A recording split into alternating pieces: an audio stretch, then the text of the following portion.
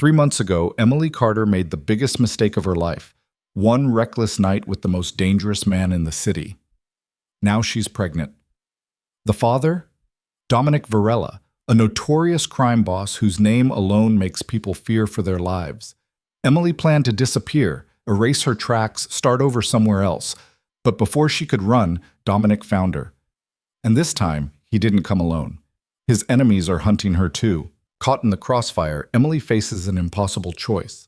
Trust the monster who destroyed her quiet life, or die. Stay until the end of this story. Hit like and comment what city you're watching from so I can see how far this story has traveled. The rain came down in sheets that night, turning the city streets into rivers of neon and shadow. Emily Carter stood under the awning of a closed bookstore, shivering despite her jacket, watching the blurred headlights drift past like ghosts. She'd missed the last bus. Her phone was dead, and the walk home through the east side at this hour was basically begging for trouble. She should have stayed late at the hospital. Should have crashed in the break room like she'd done before. But no. She'd wanted her own bed, her own space, away from the fluorescent lights and the smell of disinfectant that clung to her scrubs no matter how many times she washed them. Now she was stuck. A black car pulled up to the curb, sleek and expensive, water streaming off its polished hood. The passenger window rolled down. A man leaned over from the driver's seat, dark eyes catching hers through the rain. "You need a ride?" Emily's first instinct was to say no. She'd lived in this city long enough to know better than to get into cars with strangers. But something about him made her pause. Maybe it was the way he looked at her. Not leering, not predatory, just direct. Like he saw her, really saw her. "I'm fine," she said, though her voice wavered. "You don't look fine." He tilted his head toward the empty street. "Last bus ran 20 minutes ago. You planning to swim home?" She bit her lip. He was right, and the rain wasn't letting up. "I live on Archer Street," she said finally, "near the old factory district." "Get in." She shouldn't have. Every rational part of her brain screamed against it. But Emily was tired. Tired of being invisible, tired of playing it safe, tired of the small, careful life she'd built where nothing ever happened and no one ever noticed her. So she got in. The car smelled like leather and rain. The dashboard glowed soft blue in the darkness. He didn't say anything as he pulled back into traffic, just drove with the kind of easy confidence that came from someone who owned the roads. Emily studied him from the corner of her eye. Late 30s, maybe? Sharp jawline, dark hair pushed back from his forehead, expensive watch. Hands steady on the wheel, scarred knuckles. "I'm Emily," she offered. "Dominic." "Thanks for this. I don't usually—" "I know." She blinked. "You know? You don't usually get into cars with strangers." He glanced at her, the corner of his mouth lifting slightly. "Neither do most people. But here you are." There was something in his voice, amusement maybe, or challenge. It made her pulse quicken in a way that had nothing to do with fear. They drove in silence for a few blocks. The rain hammered against the windshield. The city lights smeared into streaks of color. "You work at Mercy General?" he asked. She stiffened. "How did you bet—" "The scrubs." He nodded toward her bag where the corner of her hospital ID peeked out. "Nurse?" "Yeah. Hard job." "Sometimes." "You like it?" She thought about that. "I like helping people. I like feeling useful. But the hours are brutal and the pay's a joke, and half the time the patients treat you like you're invisible." She stopped, surprised at herself. She never talked like this. Never opened up to anyone, let alone a stranger. "You're not invisible," Dominic said quietly. The words hit her harder than they should have. Emily looked down at her hands, feeling heat creep up her neck. "You live alone?" he asked. "Yeah." "Boyfriend?" "No." "Good." Her eyes snapped to his. "Good?" He smiled, really smiled this time, and it transformed his entire face. "Makes things simpler." "What things?" Instead of answering, he turned down a side street she didn't recognize. Emily's heart kicked against her ribs. "This isn't the way to Archer Street." "I know. Where are you taking me?" "Relax." He pulled into an underground garage beneath a high-rise she'd never noticed before, all glass and steel and money. I want to show you something. Every instinct told her to run, but when he came around and opened her door, when he held out his hand and looked at her like she was the only thing in the world that mattered, Emily took it. The elevator shot upward in silence. Dominic stood close enough that she could feel the heat coming off him, smell the faint scent of his cologne, something dark and woodsy that made her dizzy. "You should probably know," she said, trying to steady her voice. "I don't do this." "Do what?" "This. Whatever this is." "What do you think this is?" She met his eyes. They were almost black in the elevator's dim light, unreadable and intense. "I don't know." "Then stop thinking about it." The elevator doors opened directly into a penthouse apartment. Floor-to-ceiling windows overlooked the city, rain sliding down the glass in silver ribbons. Everything was dark wood and clean lines, expensive without being showy. Dominic shrugged out of his jacket and tossed it over a chair. "You want a drink?" "I should go." "Should you?" Emily stood frozen in the doorway, torn between the smart choice and the reckless one. 3 years she'd spent in this city being careful, being good, being invisible. 3 years of early shifts and ramen dinners and coming home to an empty apartment where no one was waiting. She was so tired of being safe. "Yeah," she heard herself say. "I'll take that drink." What happened next blurred together in her memory later. The whiskey burning down her throat, the conversation that flowed easier than it should have. The way he looked at her like she was dangerous instead of fragile. She told him things she'd never told anyone. About growing up in foster care. About choosing nursing because she wanted to matter to someone. About the loneliness that followed her everywhere like a shadow. He didn't offer platitudes or sympathy. He just listened. And when he kissed her finally, after hours of talking and drinking and circling each other like wary animals, it felt inevitable. Like falling off a cliff she'd been standing on her whole life. His hands were rough and careful at the same time. His mouth tasted like whiskey and rain. And when he pulled her closer, when she felt the hard muscle of his body against hers, Emily stopped thinking entirely. She didn't ask what he did for a living. Didn't ask why he drove a car that cost more than she'd make in 5 years. Didn't ask about the scars on his knuckles or the gun she'd glimpsed under his jacket when he'd tossed it aside. She didn't want to know. For one night, just one, she wanted to be someone else. Someone reckless and alive and unafraid. So when he lifted her up and carried her to the bedroom, when he laid her down on sheets that probably cost more than her rent, when he kissed his way down her body like she was something precious, Emily let herself believe it was real. Let herself believe she could have this. Let herself believe in the lie of it. She woke up alone. The other side of the bed was cold, already empty. Gray morning light filtered through the windows. The rain had stopped, leaving the city washed clean and gleaming. Emily sat up slowly, pulling the sheet around herself. Her head throbbed faintly from the whiskey. Her body ached in unfamiliar places. She found her clothes folded neatly on a chair. Her phone plugged in and charging. A note on the nightstand in sharp, precise handwriting. "Driver downstairs will take you wherever you need to go." That was it. No number. No name. Nothing.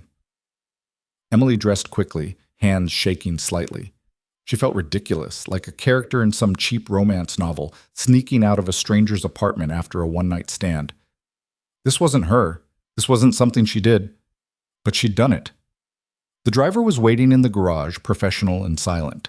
He drove her home without a word, dropped her at her building, and disappeared back into traffic before she could even thank him.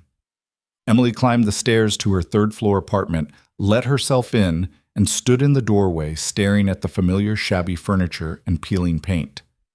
Everything looked exactly the same, but she felt different. Like something inside her had shifted and couldn't shift back. She took a long shower, scrubbing away the smell of his cologne and expensive sheets. Then she made coffee, called in sick to work for the first time in 2 years, and spent the rest of the day trying not to think about Dominic. It didn't work. 3 weeks passed, then 4, then 8. Emily threw herself into work, picking up extra shifts, volunteering for the worst rotations. Anything to stay busy, to keep her mind occupied. She told herself it had been a mistake, a moment of insanity, something she'd never do again. But late at night, alone in her apartment, she'd remember the way he'd looked at her, the way he'd touched her, the way he'd made her feel like she mattered. She didn't try to find him, didn't even know his last name. And that was fine. Better, actually, cleaner.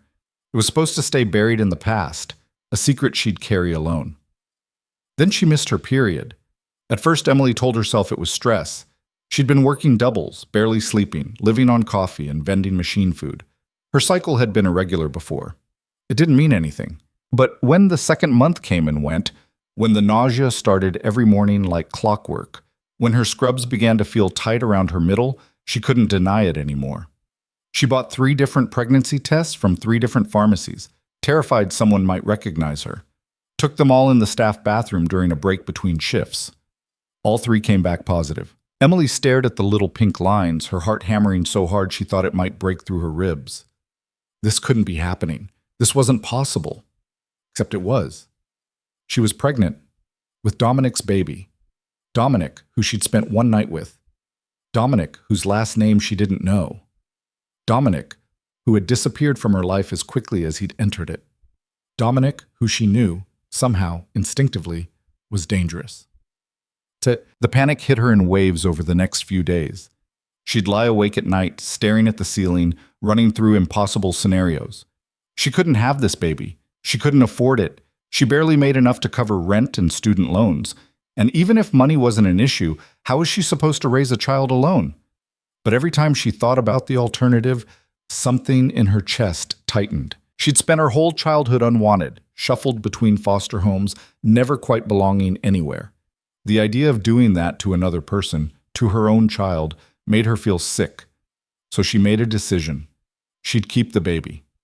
But she'd do it somewhere else. Somewhere far from this city, far from the memories of that night, far from any chance of Dominic finding out. Emily started looking at apartments in other states, small towns where the cost of living was lower, where she could start over completely. She requested her transcripts from nursing school, updated her resume, started applying to hospitals in Oregon and Montana and Vermont. She had 3 months before she'd start showing. 3 months to disappear. It should have been enough time. She was leaving the hospital after a late shift when she first noticed the car. Black sedan, tinted windows, idling across the street from the employee entrance. Emily's stomach clenched. She told herself she was being paranoid. There were hundreds of black sedans in the city. It didn't mean anything. But as she walked toward the bus stop, the car pulled forward, keeping pace with her. Her pulse kicked up. She walked faster. The car matched her speed. Emily's mind raced. Should she run back to the hospital? Flag down another car? Start screaming? Before she could decide, the sedan pulled up beside her and the window rolled down. A woman sat in the passenger seat, early 30s, blonde, expensively dressed. She looked Emily up and down with an expression somewhere between curiosity and contempt. "Emily Carter?" Emily froze. "Who's asking?" "Get in the car." "I don't think so." The woman smiled, but it didn't reach her eyes. That wasn't a request. The back door opened. A man stepped out, tall, broad-shouldered, with the kind of build that came from violence rather than gyms. He didn't say anything, didn't need to. Emily's hands trembled. "What do you want?" "We just want to talk," the woman said smoothly. "About Dominic Varela." The name hit Emily like a physical blow. She took a step back. "I don't know anyone by that name." "Really?" The woman pulled out her phone, swiped through it, then turned the screen toward Emily. The image made her blood run cold. It was a photo of her and Dominic, taken that night outside the bookstore. The angle suggested it had been shot from across the street. She was looking up at him through the rain, her expression open and trusting. She looked like an idiot. "Still don't know him?" the woman asked. Emily's throat closed up. "That was months ago. I haven't seen him since." "But you were with him." "Once. It didn't mean anything. To you, maybe." The woman's smile widened. "But Dominic doesn't bring women to his apartment. Ever. So when he breaks that pattern, people notice. People wonder why." "I don't know why. I don't know anything about him." "Then you're even more pathetic than I thought." The insult barely registered. Emily was too busy trying to process what she'd just learned. Dominic Varela. She finally had a last name, and apparently that one night had meant something after all, at least enough for people to be tracking her down months later. "What do you want from me?" she asked. "Information. Dominic's been different lately. distracted, making mistakes. We think it has to do with you. That's insane. I haven't talked to him since that night. Maybe not. But you're still a loose end, and Dominic doesn't leave loose ends. The words sent ice down Emily's spine. Are you threatening me? I'm warning you. The woman leaned forward. Whatever you think you had with him, whatever you think he is, you're wrong. Dominic Varela is a monster. He ruins everything he touches. If you're smart, you'll disappear before he remembers you exist. Emily's hand moved unconsciously to her stomach. The gesture was tiny, instinctive, over in a second. But the woman caught it. Her eyes narrowed, flicked down to Emily's midsection, then back up to her face. And Emily watched in horror as understanding dawned. Oh, the woman breathed. Oh, this is perfect. I don't know what You're pregnant. Emily opened her mouth to deny it, but the words stuck in her throat. The woman started laughing, a cold, brittle sound. You stupid little girl, you actually thought you could hide this, that no one would find out? Please. Does he know? No. Are you sure? Yes. I haven't talked to him. I was going to leave the city. Too late for that now. The woman pulled out her phone again, typing rapidly. This changes everything. Wait, what are you doing? Calling someone who needs to know his rival just acquired very interesting leverage. The word hit Emily like a slap. Rival. Leverage. She wasn't a person to these people. She was a tool, a weapon, something to be used against Dominic in whatever war he was fighting. Don't, Emily whispered. Please. The baby has everything to do with it. The woman's smile turned vicious. Dominic Varela's weakness, growing inside some nobody nurse? That's worth its weight in gold. The man who'd been standing silently by the car suddenly tensed. His hand went to his jacket. We've got company. Emily followed his gaze and saw another car approaching fast. A black SUV with tinted windows, moving with purpose. The woman cursed. Go, now. What about her? Leave her. If Dominic's people are already here, she's his problem now. They moved with practiced efficiency, sliding back into the sedan and peeling away from the curb before Emily could even process what was happening. The SUV screeched to a stop where the sedan had been seconds before.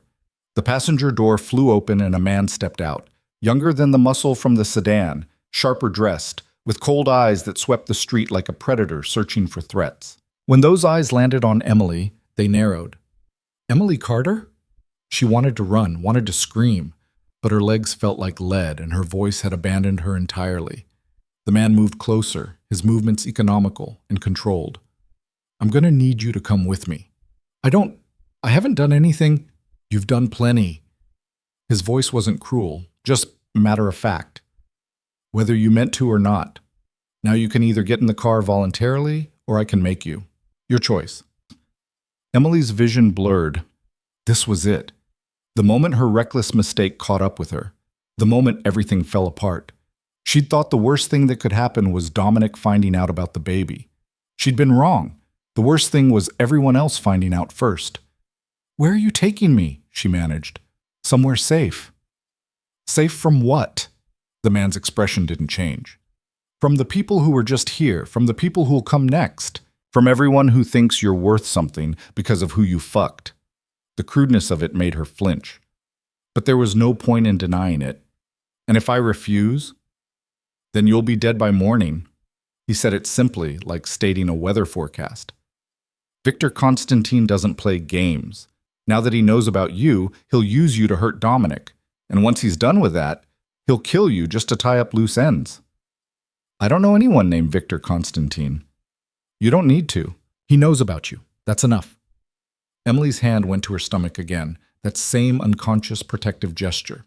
The man noticed. His eyes flickered with something that might have been surprise. Or pity. It was hard to tell. Jesus Christ, he muttered. He doesn't know, does he? Know what? About the kid. Emily's blood turned to ice. I don't. Save it. I've been doing this long enough to spot a pregnant woman. He ran a hand through his hair, looking genuinely frustrated for the first time. This just got a hell of a lot more complicated. Please, Emily whispered. I'll leave the city. Tonight. You'll never see me again. Just let me go. Can't do that. Why not? Because Dominic would kill me if anything happened to you. And because even if I wanted to let you run, Victor's people would find you before you made it to the state line. He pulled open the back door of the SUV. Last chance. Get in, or take your odds on the street. Emily looked around desperately, searching for an escape route, for someone who might help, for anything. The street was empty. She was alone, just like always, so she got in the car. They drove through the city in silence, taking turns and back streets Emily didn't recognize.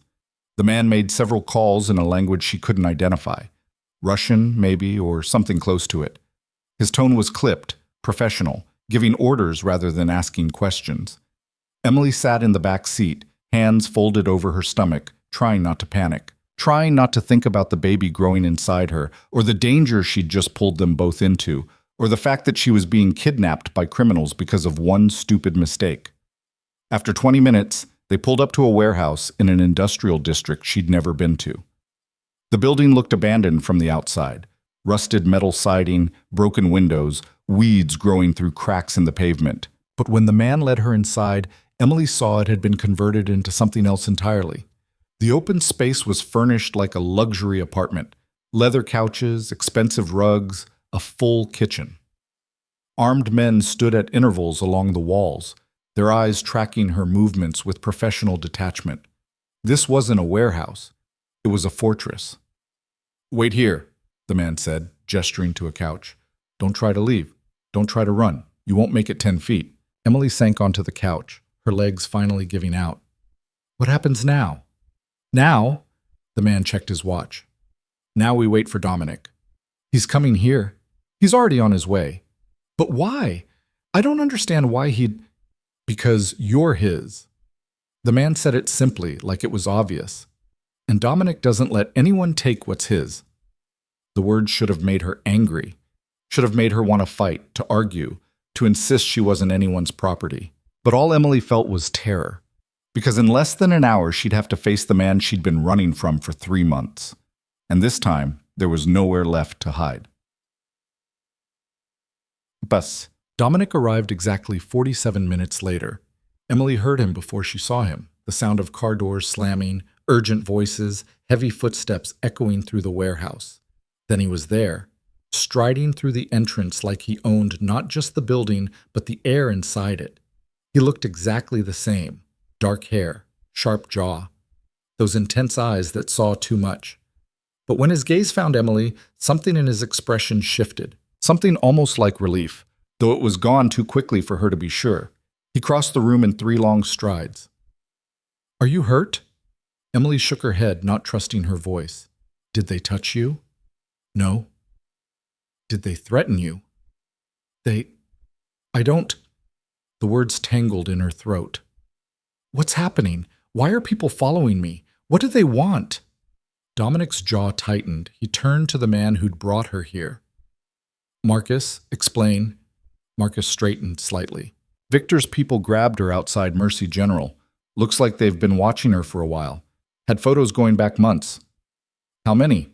"At least 2, maybe more." "Did they hurt her?" "No, but they talked to her, and..." Marcus hesitated. "There's something else." "What?" "I think you should hear it from her." Dominic's eyes cut back to Emily, sharp and assessing. "What did they say to you?" Emily's mouth went dry. This was it, the moment she'd been dreading. She could lie, could pretend the blonde woman hadn't figured it out, could buy herself a little more time. But time for what? To run? To hide? There was nowhere to go anymore. "They said..." Her voice cracked. She tried again. "They said you were dangerous, that I should stay away from you, that you'd ruin my life." Smart advice. "They also said..." Emily forced herself to meet his eyes. "They said I was leverage, that people would use me to hurt you." Something dark flickered across Dominic's face. "They're not wrong." "Why?" "Because you're a weakness. And in my world, weaknesses get exploited." "I don't understand. We spent one night together, months ago. How does that make me..." You think one night doesn't matter? Dominic moved closer, his presence overwhelming in the small space. You think I bring random women to my apartment? You think I let just anyone see where I live, who I am? I don't know what you do. Yes, you do. His voice was quiet but sharp. You knew that night. Maybe not the details, but you knew I was someone you should stay away from, and you got in the car anyway. Emily flinched. That was a mistake. Maybe, but it's done now. And because of it, you're marked. Victor knows about you, which means his entire organization knows about you, which means every enemy I have will be looking at you and wondering how they can use you against me. The reality of it crashed over Emily like ice water. So what happens now? Now you stay here. What? Under protection until I can eliminate the threat. For how long? As long as it takes. I have a life, Emily protested. A job. I can't just... Your life, as you knew it, is over. Dominic said it flatly, without sympathy. The moment Victor's people approached you, everything changed. You can accept that and let me protect you, or you can fight it and get yourself killed. Choose. Emily stared at him, her heart pounding. This couldn't be real. This couldn't be happening. I need to use the bathroom, she said finally, because she couldn't think of anything else to say. Dominic gestured to a hallway. Second door on the left. Marcus will wait outside. She stood on shaking legs and walked toward the bathroom, feeling Dominic's eyes on her the entire way. Marcus followed at a respectful distance, taking up position outside the door once she'd stepped inside. Emily locked the door and leaned against the sink, staring at her reflection in the mirror. She looked exactly like what she was, a terrified woman who'd gotten in way over her head. Her hand moved to her stomach. She had to tell him. There was no way around it now. The blonde woman already knew, which meant it was only a matter of time before Dominic found out anyway. Better to control the narrative. Better to tell him herself. But how? I remember that night 3 months ago. Surprise, you're going to be a father. Oh, and by the way, I was planning to disappear and never tell you. He'd lose his mind, or worse, he wouldn't care. Emily splashed cold water on her face, trying to pull herself together. She could do this. She'd survived 26 years of foster care and loneliness and making it on her own. She could survive telling Dominic Varela he'd gotten her pregnant. Probably. She took a deep breath, unlocked the door, and stepped back into the hallway. Marcus looked up from his phone. You good? No, but I need to talk to Dominic. He's on a call. Should be done in... now. I need to talk to him now. Something in her voice must have convinced him, because Marcus nodded and led her back to the main room.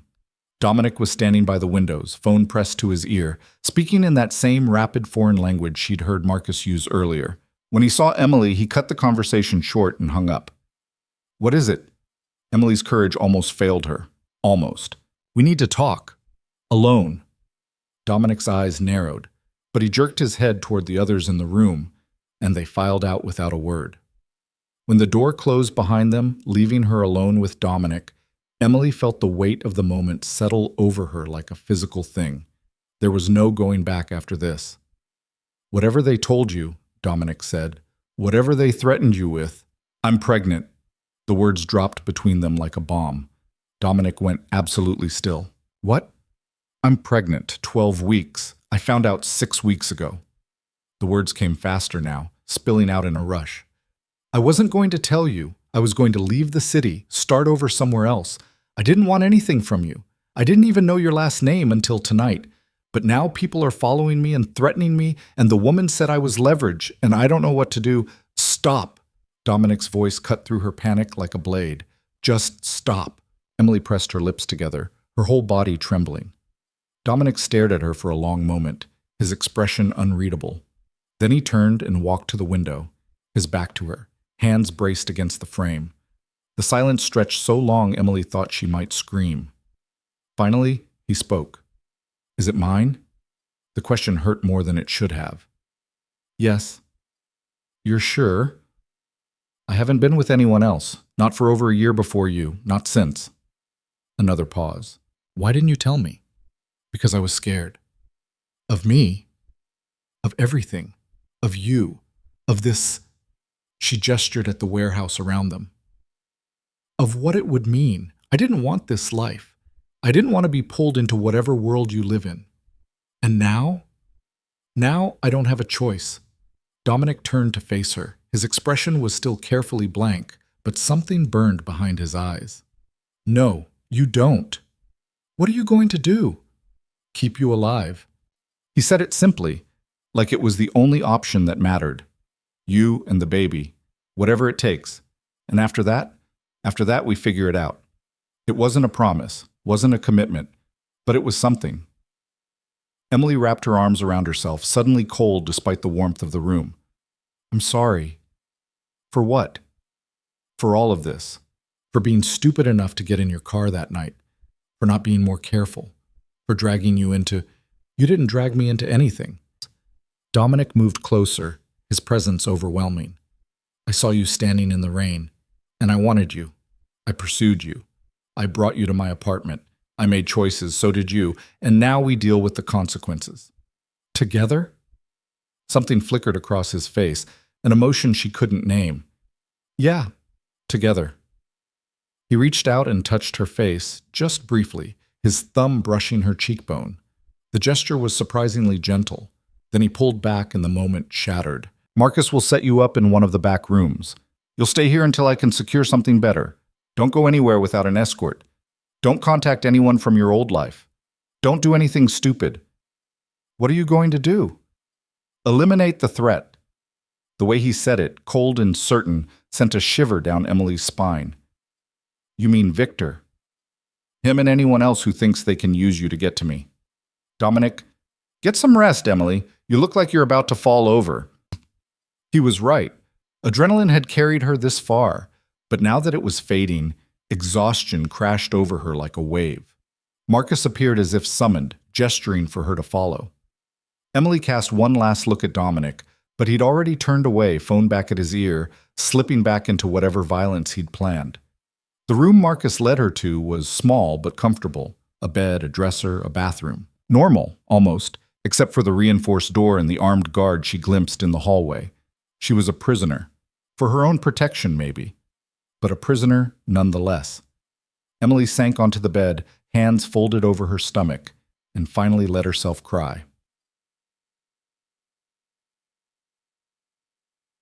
She must have fallen asleep at some point, because when she woke up, pale light was filtering through the high windows and someone was knocking on her door. Yeah? She called, her voice rough. The door opened. A woman stepped in, late 20s, dark hair pulled back in a ponytail, dressed in jeans and a leather jacket. She carried a paper bag that smelled like food. Morning, I'm Sophia. She set the bag on the dresser. Dominic asked me to check on you, brought you breakfast. Emily sat up slowly. Thanks. How are you feeling? Confused, scared, angry? Take your pick. Sophia smiled slightly. Fair. For what it's worth, Dominic's handling this. He won't let anything happen to you. Because of the baby. Maybe. Or maybe because he actually gives a shit. Sophia shrugged. Hard to tell with him. Emily pulled her knees up to her chest. What happens now? Now you eat. Then Dominic wants to talk to you. After that, Sophia's expression turned serious. After that, things are probably going to get ugly. Ugly how? Victor doesn't back down easy. Neither does Dominic. When they collide, people get hurt. Am I safe here? Safer than anywhere else. Sophia moved toward the door, then paused. For what it's worth, I've never seen Dominic like this. Whatever's between you two, it's real. At least to him. She left before Emily could respond. Emily opened the bag and found fresh fruit, yogurt, and some kind of pastry. Her stomach growled despite everything. She'd barely eaten in days. She was halfway through the meal when the door opened again. Dominic. He looked like he hadn't slept, stubble shadowing his jaw, his shirt slightly rumpled, but his eyes were sharp as ever. We need to talk, he said. Emily set down the yogurt. Okay. He closed the door and leaned against it, arms crossed. I've been making calls. Victor knows about the pregnancy. Word's already spreading. How? The woman who approached you. That was Irina Volkov. She's Victor's second in command. Smart, ruthless, and she hates me. She would have called him the second she figured it out. So what does that mean? It means the stakes just got higher. You're not just leverage anymore. You're carrying my heir. In my world, that's everything. Emily's hands tightened in her lap. I didn't ask for this. Neither did I, but here we are. Dominic pushed off the door and moved closer. I need to know if you're planning to keep it. The question made her chest ache. I don't know. I haven't decided. Decide now. I can't just... Yes, you can. His voice hardened. Because if you're keeping it, I need to plan accordingly. And if you're not, I need to know that too. Emily stared at him, anger flaring through the fear. You don't get to make that decision. I'm not trying to, but I need to know what I'm protecting. Well, what if I said I wasn't keeping it? Would you stop caring what happens to me? No. The answer came so quickly, so certainly, that it stole her breath. But I'd handle things differently, Dominic continued. Right now, every move I make has to account for not just your safety, but the baby's. If that changes, the strategy changes. You sound like you're planning a war. I am. Emily stood, pacing the small room. This is insane. All of this? It's insane. I'm a nurse. I work 60-hour weeks and eat ramen for dinner and worry about student loans. I'm not built for this. Neither was I, once. She turned to face him. What's that supposed to mean? It means people adapt. You think I wanted this life? You think I chose to be what I am? His expression was grim. I didn't, but I survived it, and I'll help you survive it too. Why? Because of the baby? Because you matter. He said it quietly, but there was steel underneath. Baby or not, you matter, and I don't let people hurt what matters to me. The words should have comforted her. Instead, they terrified her, because she heard what he wasn't saying, that she'd become his responsibility, his burden, his problem to solve. And in Dominic's world, problems got solved with violence. I want to keep it, she heard herself say. The baby. I want to keep it. Dominic's expression didn't change, but something in his posture shifted, settled. Okay, he said, then we plan for that. What kind of plan? The kind that keeps you both alive. He pulled out his phone and made a call, speaking in that same rapid foreign language. When he hung up, he turned back to Emily. Pack whatever you need. We're moving you somewhere more secure. Where? You'll see when we get there. Dominic, trust me. The words hung between them. Trust. Such a small word for such an impossible thing. But what choice did Emily have? She was 3 months pregnant, being hunted by criminals, trapped in a warehouse with armed guards, and the only person standing between her and death was the man who'd gotten her into this mess in the first place. Trust was all she had left, so she nodded, and prayed she wouldn't regret it. The safe house turned out to be a compound in the hills outside the city, surrounded by stone walls and iron gates that looked like they could withstand a siege. Emily watched through the car window as they approached, her stomach churning with a mixture of nausea and dread. Marcus drove while Dominic sat beside her in the back, his phone constantly buzzing with messages he'd read and delete without comment. How long do I have to stay here? Emily asked as they passed through the gates. Until it's safe. That's not an answer. Dominic finally looked up from his phone. It's the only answer I've got right now. The compound was larger than she'd expected, a sprawling estate with a main house and several smaller buildings scattered across the property. Armed men patrolled the grounds, their presence casual but unmistakable. This wasn't just a safe house. It was a fortress. Sophia was waiting by the entrance, hands in her jacket pockets. Welcome to the castle, she said dryly as Emily climbed out of the car. It's not much, but it'll keep you breathing. Comforting, Emily muttered. I try. Sophia gestured toward the main house. Come on, I'll show you around before Dominic disappears into strategy sessions and forgets you exist. I can hear you, Dominic called from behind them. I know. The interior was surprisingly comfortable. Hardwood floors, high ceilings, furniture that actually looked lived in rather than staged. Sophia led Emily upstairs to a bedroom that was easily twice the size of her entire apartment back in the city. This is yours, Sophia said. Bathrooms through there, closets stocked with basics, but if you need anything specific, let me know and I'll have someone grab it. Emily set her bag down on the bed, feeling disconnected from her own body. This is really happening.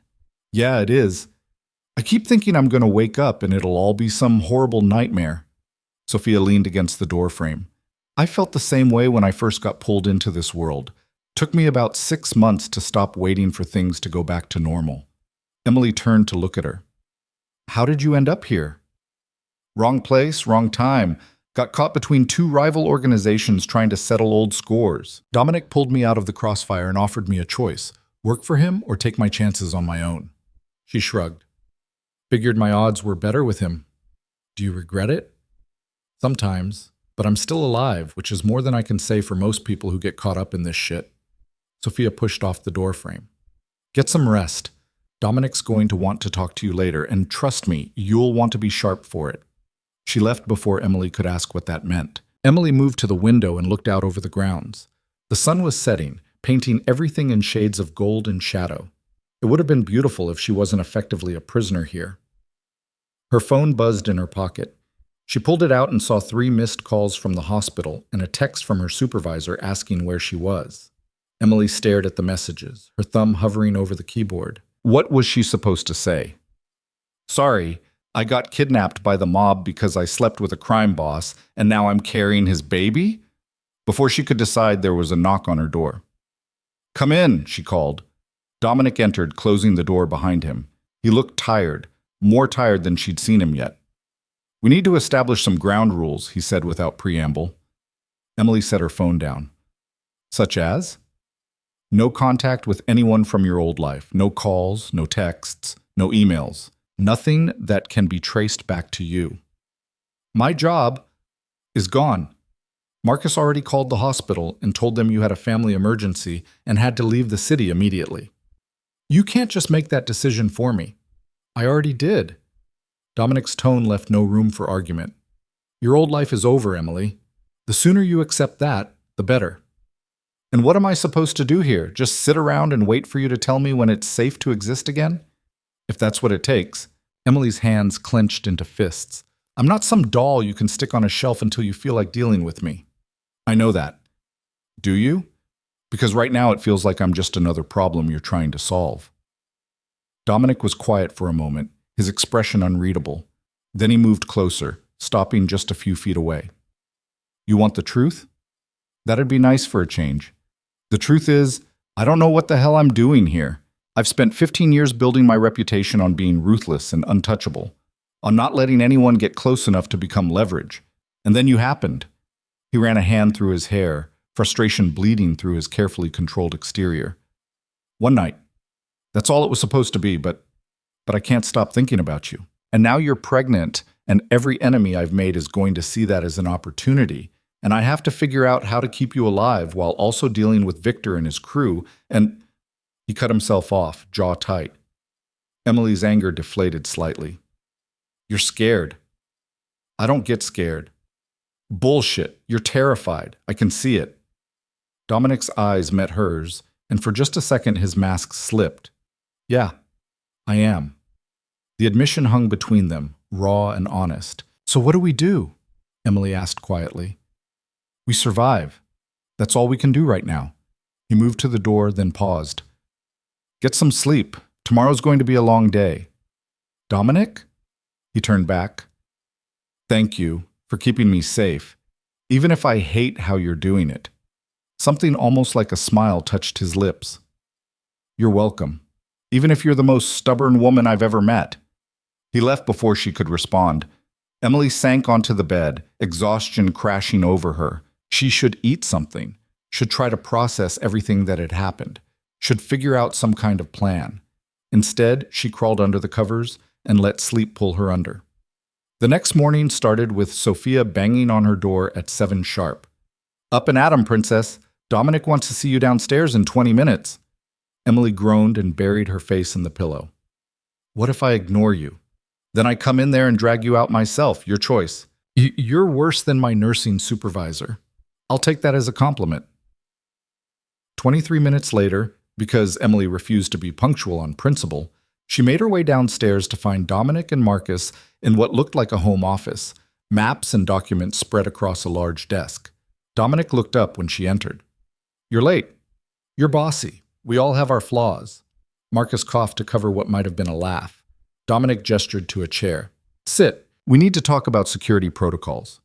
Emily sat, crossing her arms. I'm listening. For the next hour, Dominic outlined the rules she'd be living under. No leaving the compound without armed escort. No using her real name when speaking to anyone outside the organization. No patterns or routines that could be predicted and exploited. It felt less like a safety briefing and more like a prison sentence. What about medical care? Emily interrupted. I'm pregnant. I need prenatal checkups, vitamins, monitoring. Already arranged. Doctor's coming here twice a week. She's discreet and well paid. And when I go into labor? We'll have everything we need here. Full medical setup in one of the lower buildings. Emily stared at him. You want me to give birth here? In your compound? I want you to give birth somewhere I can control every variable. Hospitals are too exposed. That's insane, Asceds. That's reality. No. Emily stood up, her chair scraping against the floor. I've gone along with everything so far because I didn't have a choice. But this? I'm not having my baby in some makeshift medical facility because you're paranoid. Dominic's expression hardened. Sit down. No? Emily, I said no. You don't get to make every decision here. This is my body, my baby, my choice. The room went silent. Marcus suddenly found something fascinating to look at on his phone. Dominic stood slowly, his movements controlled. You think I'm being paranoid? Victor's people tried to grab you off the street in broad daylight. Irina knows you're pregnant. By now, half the criminal underworld probably knows too. Every hospital, every clinic, every place you might go for medical care, they'll all be watched. All it takes is one nurse who recognizes you, one security camera that catches your face, and they'll know exactly where you are. So what's your solution? Keep me locked up here for the next 6 months? If that's what it takes. Emily's hands trembled with frustration. I can't live like this. You don't have to like it. You just have to survive it. And after the baby's born, what then? Do I stay locked up forever? No. Once the immediate threat is eliminated, you mean once you kill Victor? Dominic didn't flinch. Yes. Once Victor and his key people are dealt with, the situation stabilizes. You'll have more freedom. How much more? That depends on a lot of factors. Emily wanted to scream or cry or both. Instead, she sank back into the chair, all the fight draining out of her. I hate this. I know. I hate you sometimes. I know that too. She looked up at him, surprised to find something almost like sympathy in his eyes. For what it's worth, he said quietly, I'm sorry. I never meant for any of this to touch you. But it did. Yeah, it did. Marcus cleared his throat. I'm going to go check on the perimeter. Give you two some space. He left quickly, closing the door behind him. Emily and Dominic stared at each other across the desk, the weight of everything unsaid pressing down between them. Can I ask you something? Emily said finally. Go ahead. That night, when you picked me up in the rain, did you know this would happen? No? Did you want it to? Dominic was quiet for a long moment. I wanted you. Everything else was just noise. And now? Now the noise is too loud to ignore. He moved around the desk, stopping in front of her. But I still want you. That hasn't changed. Emily's breath caught. Dominic, I'm not asking you to feel the same way. I know this isn't what you signed up for, but I need you to understand something. He crouched down so they were eye level. I will burn this entire city to the ground before I let anyone hurt you or that baby. That's not a threat or a promise. It's just a fact. The intensity in his voice, in his eyes, sent shivers down her spine. This was who he really was. Not the controlled businessman or the careful strategist, but something raw and dangerous underneath. That scares me, she whispered. It should. But it also... She stopped, not sure how to finish the sentence. It also what? It also makes me feel safer than I've felt in a long time. Dominic's expression softened slightly. His hand came up, hesitating just before touching her face. Can I? Emily nodded. His palm was warm against her cheek, his thumb brushing away a tear she hadn't realized had fallen. The gesture was so gentle, so at odds with everything else about him, that it broke something loose in her chest. I don't know how to do this, she admitted. Neither do I. We're a mess. Yeah, we are. He stood, pulling her up with him. For a moment they just stood there, close enough to touch, but not quite touching, the air between them charged with possibility and danger. Then his phone buzzed, shattering the moment. Dominic stepped back, checking the message. His expression darkened. I have to go. What's wrong? Victor's making a move. I need to respond. Fear shot through her. Is it about me? Everything's about you now. He headed for the door, then stopped. Stay inside. Stay safe. I'll be back as soon as I can. Dominic. But he was already gone. The rest of the day crawled by. Sophia brought her lunch and stayed to eat with her, making small talk that felt forced but appreciated. Emily tried to read, tried to watch TV, tried to do anything to distract herself from the growing knot of anxiety in her stomach. By evening, she was climbing the walls.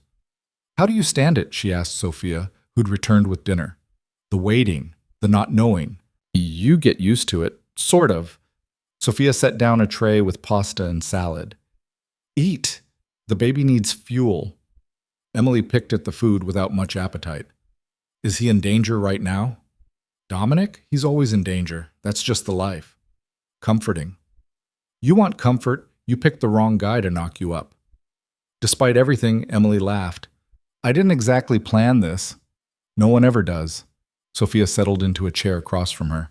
Can I give you some advice? Sure. Stop trying to make sense of it. This world, Dominic's world, it doesn't run on normal logic. The rules are different. The stakes are higher. And the sooner you stop comparing it to your old life, the easier it gets. I don't want to get used to this. I know, but you will anyway, because the alternative is breaking, and you don't strike me as someone who breaks easy. Emily thought about that, about all the foster homes she'd survived, all the nights she'd cried herself to sleep wondering why no one wanted her, all the years she'd spent building a life out of nothing because no one else was going to do it for her. Sophia was right. She didn't break easy. Thank you, Emily said quietly. For what? For being kind. You didn't have to be. Sophia shrugged. We girls gotta stick together in this testosterone-fueled nightmare. They ate in companionable silence after that, and Emily felt some of the tension in her shoulders ease. Dominic didn't return that night, or the next morning. By the afternoon of the second day, Emily's anxiety had morphed into something darker. She paced her room, ignoring Sophia's attempts to distract her, her mind spinning through increasingly terrible scenarios. What if something had happened to him? What if Victor had... She cut off that thought before it could finish. She was standing at her window, staring out at nothing, when she heard the sound of cars approaching. Her heart leaped. She pressed closer to the glass, watching as 3 black SUVs pulled through the gates. The first vehicle stopped near the main house. The door opened and Dominic stepped out, alive and whole, and covered in blood. Emily's hand flew to her mouth. She was moving before she realized it, racing down the stairs and out the front door despite every rule Dominic had laid out. He looked up as she burst outside, surprise flickering across his face. Emily, what are you... You're bleeding, she gasped, reaching him in 3 quick strides. Her hands hovered over his chest, his arms, not sure where to touch. Where are you hurt? I'm fine. You are not fine. There's blood all over you. It's not mine. Emily froze. Her eyes traveled from the dark stains on his shirt up to his face, searching for signs of injury. His expression was calm, almost eerily so. Not yours, she repeated slowly. No. The implication hit her like a physical blow. She stepped back, her stomach churning. Whose is it? Dominic's jaw tightened. People who won't be a problem anymore. You killed them. Yes. Emily's vision swam. She knew what he was, knew what he did, but knowing it in abstract was different from seeing the evidence splattered across his clothes. How many? She heard herself ask. Does it matter? Yes. Dominic studied her for a long moment. 4. Victor's lieutenants. They were planning to hit one of my supply routes, use it as leverage to draw me out. And you stopped them. I eliminated them. Emily wrapped her arms around herself, suddenly cold despite the warm afternoon sun. Is that what you do? Just kill anyone who gets in your way? When necessary. And what makes it necessary? When they threaten what's mine. The possessiveness in his tone should have angered her. Instead, it sent a confusing rush of heat through her body. I should be horrified, she said quietly. But you're not. I don't know what I am. Dominic moved closer, his presence overwhelming, even covered in someone else's blood. You're strong, stronger than you think. I don't feel strong. I feel like I'm drowning. Then let me be your anchor. Emily looked up at him, at this dangerous, violent man who'd turned her entire life upside down. Why? Why do you care so much? Because the moment I saw you standing in that rain, something in me recognized something in you. I don't know how to explain it better than that. That's not an answer. It's the only one I've got. They stood there, the space between them charged with tension and unspoken things. Emily knew she should walk away, should put distance between herself and this man who killed people and wore their blood like it was nothing. But she didn't. Instead, she reached out and touched his chest, her palm pressing against the stained fabric of his shirt. His heart beat strong and steady beneath her hand. You scare me, she whispered. I know. But She stopped, not sure how to finish. Dominic's hand covered hers, holding it against his chest. But what? But I can't stop thinking about you either, and I hate it. I hate that I care if you come back safe. I hate that seeing you covered in blood made me panic. I hate that part of me is glad you killed those people because it means you're still alive. Emily, I'm not done. She looked up at him, tears burning her eyes. I'm pregnant with your baby. I'm trapped in your world. I have no control over anything anymore. And the worst part is, I don't think I want to leave, even though I should, even though any sane person would run as far and as fast as they could. What are you saying? I'm saying I'm in this, for better or worse. I'm in this with you. Something shifted in Dominic's expression, surprise maybe, or relief, or something deeper she couldn't name. You're sure? No, but I'm doing it anyway. He pulled her against him then, not seeming to care about the blood or the watching guards or anything except holding her. Emily buried her face in his chest, breathing in the scent of him beneath the copper tang of violence. I'll keep you safe, he murmured against her hair. Both of you, I swear it. I know you'll try. I'll do more than try. Emily pulled back just enough to look at him. Then promise me something. Anything. Don't shut me out. Don't make decisions without telling me. I need to know what's happening, even if it's bad, especially if it's bad. Dominic hesitated, then nodded. Okay, no more secrets. And Dominic? Yeah? Go shower, you're getting blood on me. He laughed. Actually laughed, the sound rusty but real. Yes, ma'am. As he headed inside, Sophia appeared beside Emily, arms crossed. Well, Sophia said, that was dramatic. Emily wiped her eyes. Shut up. You know you're completely insane, right? Normal people run from men covered in blood. They don't have emotional breakthroughs. I'm aware. And you're still staying? Yeah, I'm still staying. Sophia shook her head, but she was smiling. You two deserve each other. I mean that in the most terrifying way possible. Later that night, after Dominic had showered and changed and dealt with whatever immediate crisis was happening, he found Emily in her room, staring at her phone. What are you doing? She held up the device. Deleting my old life. Email accounts, social media, everything that could be traced back to me. Dominic sat beside her on the bed. You don't have to do that tonight. Yes, I do. Because if I wait, I'll convince myself there's still a way back. She deleted the last app and set the phone down. They're done. Any regrets? Emily thought about her tiny apartment, her hospital shifts, her carefully constructed normal life. Some, but not enough to change my mind. They sat in silence for a while, the evening light fading outside her window. Can I ask you something? Emily said finally. Sure. What happens after? After you deal with Victor and his people and whoever else wants to hurt me? What happens to us? Dominic was quiet for so long she thought he wouldn't answer. I don't know, he said finally. I've never planned past the next threat before. Maybe it's time to start. He turned to look at her, something vulnerable in his expression. What do you want to happen? Emily's hand moved to her stomach. I want our baby to be safe. I want to stop being terrified every time you walk out the door. I want... She stopped, afraid to say it out loud. What? I want to know if what we have is real, or if it's just adrenaline and proximity and two messed up people clinging to each other in a storm. Dominic reached over and took her hand, threading his fingers through hers. Only one way to find out. What's that? Survive long enough to see. It wasn't a love confession, wasn't even really a promise, but it was honest. And right now, that was enough. Emily squeezed his hand.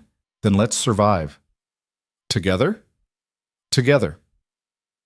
The days that followed fell into a strange rhythm. Mornings, Emily would meet with the doctor Dominic had hired, a woman named Dr. Chen, who was professional, thorough, and asked no questions about why her patient was living in an armed compound. The baby was healthy, developing normally despite the stress Emily was under. Afternoons, she'd spend time with Sophia, who taught her basic self-defense moves and filled her in on the politics of Dominic's world. Who was allied with whom? Which territories were contested? Why Victor Constantine hated Dominic so much in the first place? It goes back years, Sophia explained during one session, back when they were both climbing the ranks.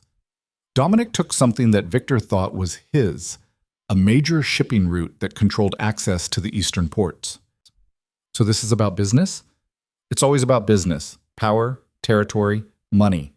Victor's been looking for an opening to hit back ever since. And now, with you, I'm that opening. Exactly. Emily processed that, her hand unconsciously moving to her stomach. How do we stop him? We don't. Dominic does. By killing him. Sophia didn't sugarcoat it. Yes. Emily knew she should be horrified by how easily she'd accepted that truth. But she'd seen what Victor's people had tried to do, heard the threats in Irina's voice. This wasn't some abstract moral dilemma anymore. It was survival. Evenings belonged to Dominic when he'd return from whatever battles he was fighting and find her. Sometimes they'd talk. Sometimes they'd just sit in silence. Sometimes he'd tell her about his day, editing out the worst parts but giving her enough that she felt included. And sometimes, late at night when the compound was quiet, he'd come to her room and they'd find comfort in each other's arms. Not sex, not yet. Just holding each other in the dark. Two damaged people trying to build something solid out of broken pieces. 3 weeks into her stay at the compound, everything changed. Emily woke to the sound of gunfire. She bolted upright, heart racing, as more shots echoed from somewhere outside. Shouts followed, then the distinctive sound of breaking glass. Her door burst open. Sophia stood there, gun in hand, her expression grim. Get up. We need to move. Now. What's happening? Victor's people found us. They're hitting the compound. Emily's blood turned to ice. Where's Dominic? Dealing with it. Come on. Sophia pulled her out of bed and down the hallway, moving fast but controlled. More gunfire erupted, closer this time. Emily could hear Marcus shouting orders somewhere below. They made it to a reinforced room in the basement. A panic room, Emily realized. Sophia shoved her inside. Stay here. Don't open the door for anyone except me or Dominic. Wait. But Sophia was already gone, the heavy door slamming shut behind her. Emily stood in the small room, her heart hammering, listening to the chaos above. Gunfire, shouting, the crash of something heavy falling, and then silence. The silence was somehow worse than the noise. Minutes crawled by. Emily pressed herself against the wall, one hand on her stomach, trying to breathe through the panic. The baby. She had to protect the baby. More gunfire erupted, this time sustained and brutal. It went on for what felt like hours, but was probably only minutes. Then finally, it stopped. Emily waited, straining to hear anything. Footsteps, voices, signs of life. Nothing. She was about to risk opening the door when she heard footsteps approaching. Heavy, purposeful. A knock. Emily, it's me. Open up. Dominic's voice. Emily sagged with relief and scrambled to unlock the door. It swung open and there he was, alive but bleeding from a cut above his eye, his gun still in his hand. Are you hurt? He asked immediately. No. Are you? Nothing serious. He pulled her against him, holding her tight for just a moment before releasing her. We need to move. The compound's compromised. We're relocating. Where? Somewhere they'll never find you. What about? Marcus is coordinating cleanup. Sophia's securing the vehicles. We leave in 5 minutes. He led her upstairs through hallways littered with broken glass and bullet holes. Emily tried not to look at the bodies, tried not to count them, tried not to wonder who they'd been or if Dominic had killed them personally. Outside, 3 SUVs waited, engines running. Dawn was just breaking, painting the sky in shades of blood and gold. Dominic helped her into the middle vehicle, then slid in beside her. Marcus took the driver's seat. Sophia appeared from the house, gave a sharp nod, and climbed into the lead car. As they pulled through the gates, Emily looked back at the compound. Smoke rose from one of the buildings. Armed men were loading bodies into a truck. 3 weeks. That's all she'd had in this place before violence found her again. How did they find us? She asked quietly. Dominic's expression was granite hard. Someone talked. I'm handling it. Handling it how? You don't want to know. Emily turned to face him. I told you not to shut me out. He met her eyes. Fine. Someone on my security team sold information to Victor, gave him our location, our routines, everything. Marcus is tracking them down now. When he finds them, I'll kill them myself. The casual way he said it should have shocked her. Instead, Emily just felt numb. Where are we going? She asked. A cabin. Remote. Off the grid. No one knows about it except the people in these cars. For how long? Until I end this. Emily leaned back against the seat, exhaustion crashing over her. I'm tired of running. I know. When does it stop? Dominic's hand found hers in the space between them. Soon, I promise. Victor made a mistake coming after you directly. Now I have justification to respond with everything I've got. You mean war? I mean ending this once and for all. Emily closed her eyes, his hand warm and solid in hers, and tried not to think about what was coming. Tried not to think about the blood that would be spilled in her name. Tried not to think about the man beside her, who killed so easily but held her so carefully. Tried not to think about the future, if they even had one. The SUV sped through the early morning streets, leaving the city behind, carrying her toward whatever came next. The cabin sat at the end of a dirt road that wound through dense forest for miles, surrounded by nothing but trees and silence. Emily stepped out of the SUV into air so clean it almost hurt to breathe after months in the city. No sirens, no car horns, just wind moving through pine branches and the distant call of birds she couldn't name. This is it? She asked, staring at the rustic structure that looked like it had been built decades ago. This is it, Dominic confirmed, scanning the perimeter with sharp eyes. 2 bedrooms, running water, generator for power, everything we need. It looks like a serial killer's hideout. Sophia snorted as she hauled a bag from the trunk. Trust me, the serial killers wish they had a place this nice. Marcus was already doing a security sweep, checking windows and sightlines with practiced efficiency.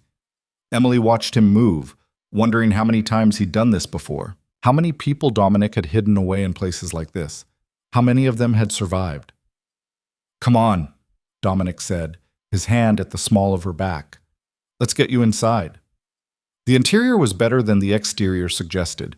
Clean hardwood floors, a stone fireplace, furniture that was simple but solid. Someone had stocked the kitchen recently. Someone had made sure the place was ready. How long have you owned this? Emily asked, running her hand along the back of a worn leather couch. I don't own it. It belongs to someone who owed me a favor. Dominic set her bag down near the hallway. No paper trail, no connection to me or my businesses. As far as anyone knows, this place doesn't exist. Comforting. It's safe. That's what matters. Sophia appeared in the doorway. Perimeter's clear. Marcus is setting up motion sensors on the access road. Anyone comes within a mile will know. Good. Dominic turned to Emily. You should rest. It's been a long night. I'm not tired. You're exhausted. I can see it. Emily wanted to argue, but her body betrayed her with a jaw-cracking yawn. Fine. But I want answers when I wake up. Real ones. You'll get them. She let him lead her to one of the bedrooms, a small space with a window overlooking the forest, and a bed that looked surprisingly comfortable. The moment her head hit the pillow, sleep dragged her under like a riptide. When Emily woke, afternoon light was slanting through the window and voices drifted from somewhere in the cabin. She sat up slowly, her body stiff from the car ride and the adrenaline crash. Her hand moved automatically to her stomach. "Still there," she murmured to the baby. "Still safe. For now." She found Dominic, Marcus, and Sophia gathered around the kitchen table, maps and photographs spread across the surface. They looked up when she entered, their conversation cutting off abruptly. "Don't stop on my account," Emily said, moving to the coffee maker. "I assume you're planning how to kill Victor." Silence. She poured herself a cup, decaf, because apparently Sophia had thought of everything, and turned to face them. "I meant what I said before. No more secrets. So either include me or tell me to leave the room. But don't just stop talking like I'm a child who can't handle it." Dominic studied her for a long moment. Then he gestured to an empty chair. "Sit." Emily sat. "Victor's consolidated his forces," Marcus said, pointing to marks on the map. "After the compound raid, he's expecting retaliation. He's pulled back to his main stronghold here." His finger tapped a section of the city's industrial district, "and fortified it. Getting to him won't be easy." "Define not easy," Emily said. "Suicide mission for anyone without serious resources and planning." Sophia leaned back in her chair, which is exactly why Dominic's been on the phone all morning calling in favors. Dominic's expression was unreadable. "I'm assembling a team, people I trust, people who owe me or hate Victor enough to take the risk." "When?" Emily asked. 3 days, maybe 4. I need time to coordinate." "And what am I supposed to do while you're coordinating?" "Stay here. Stay safe." Emily's hands tightened around her coffee mug.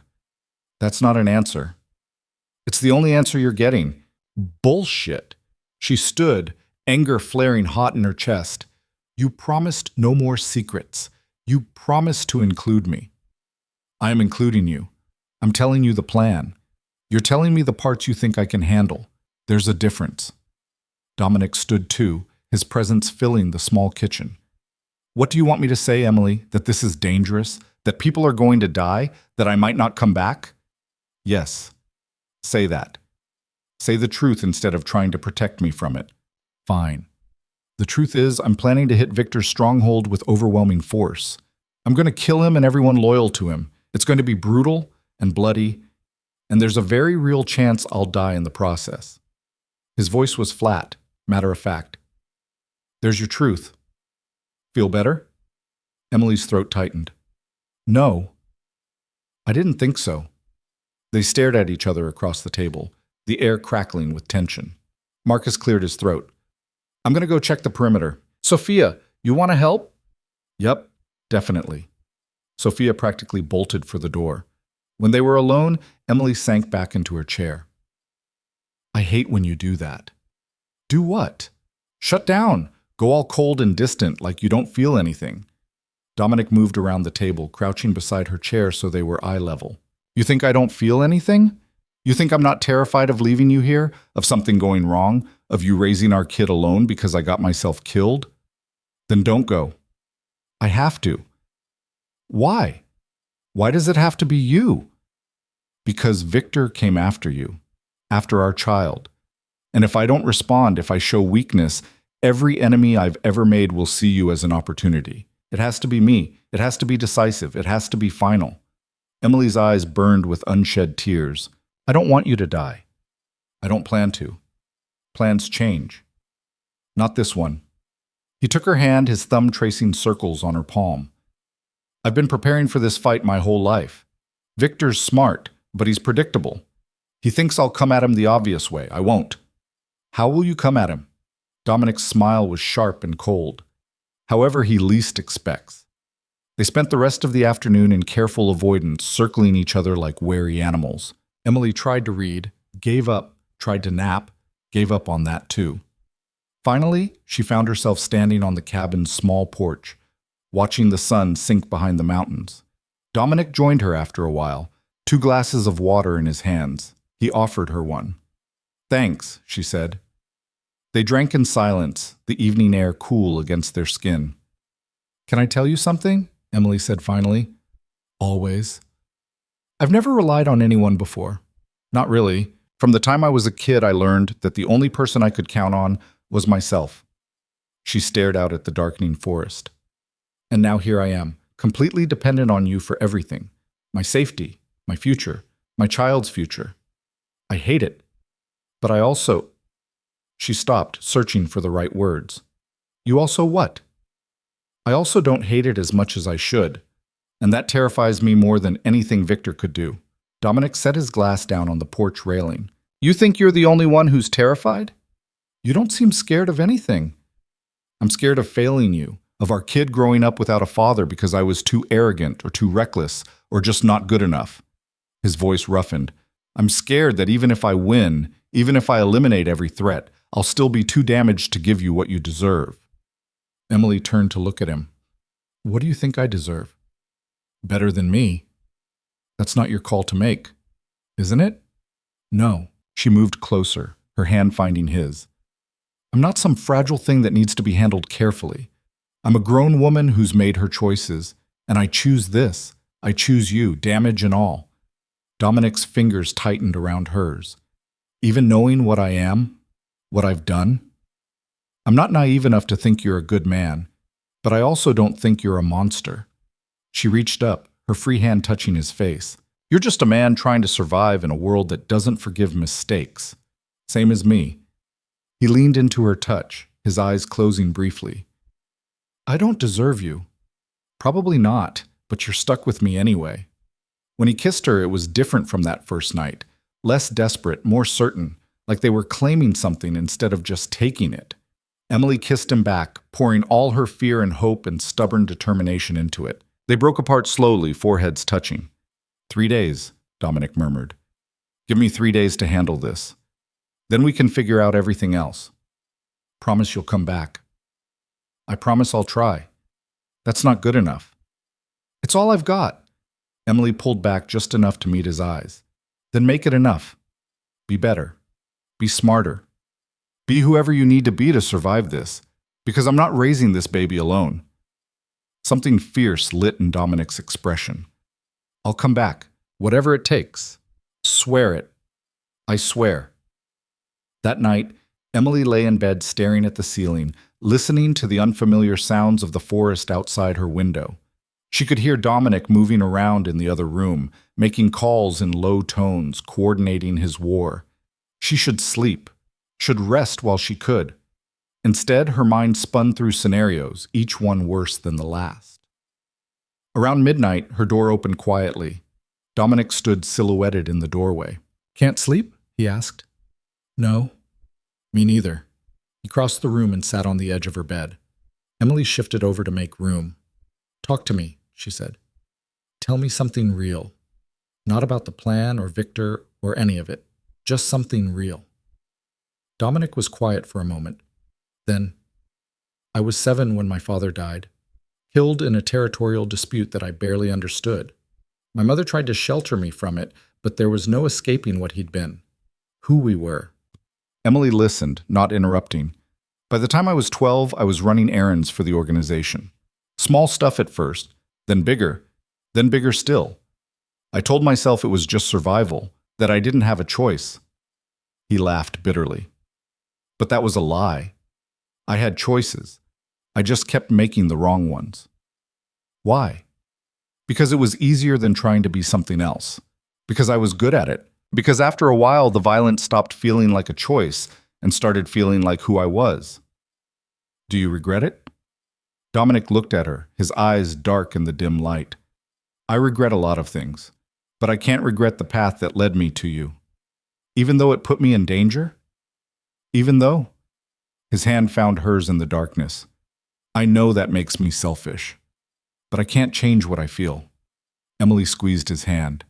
Then don't. Just be honest about it.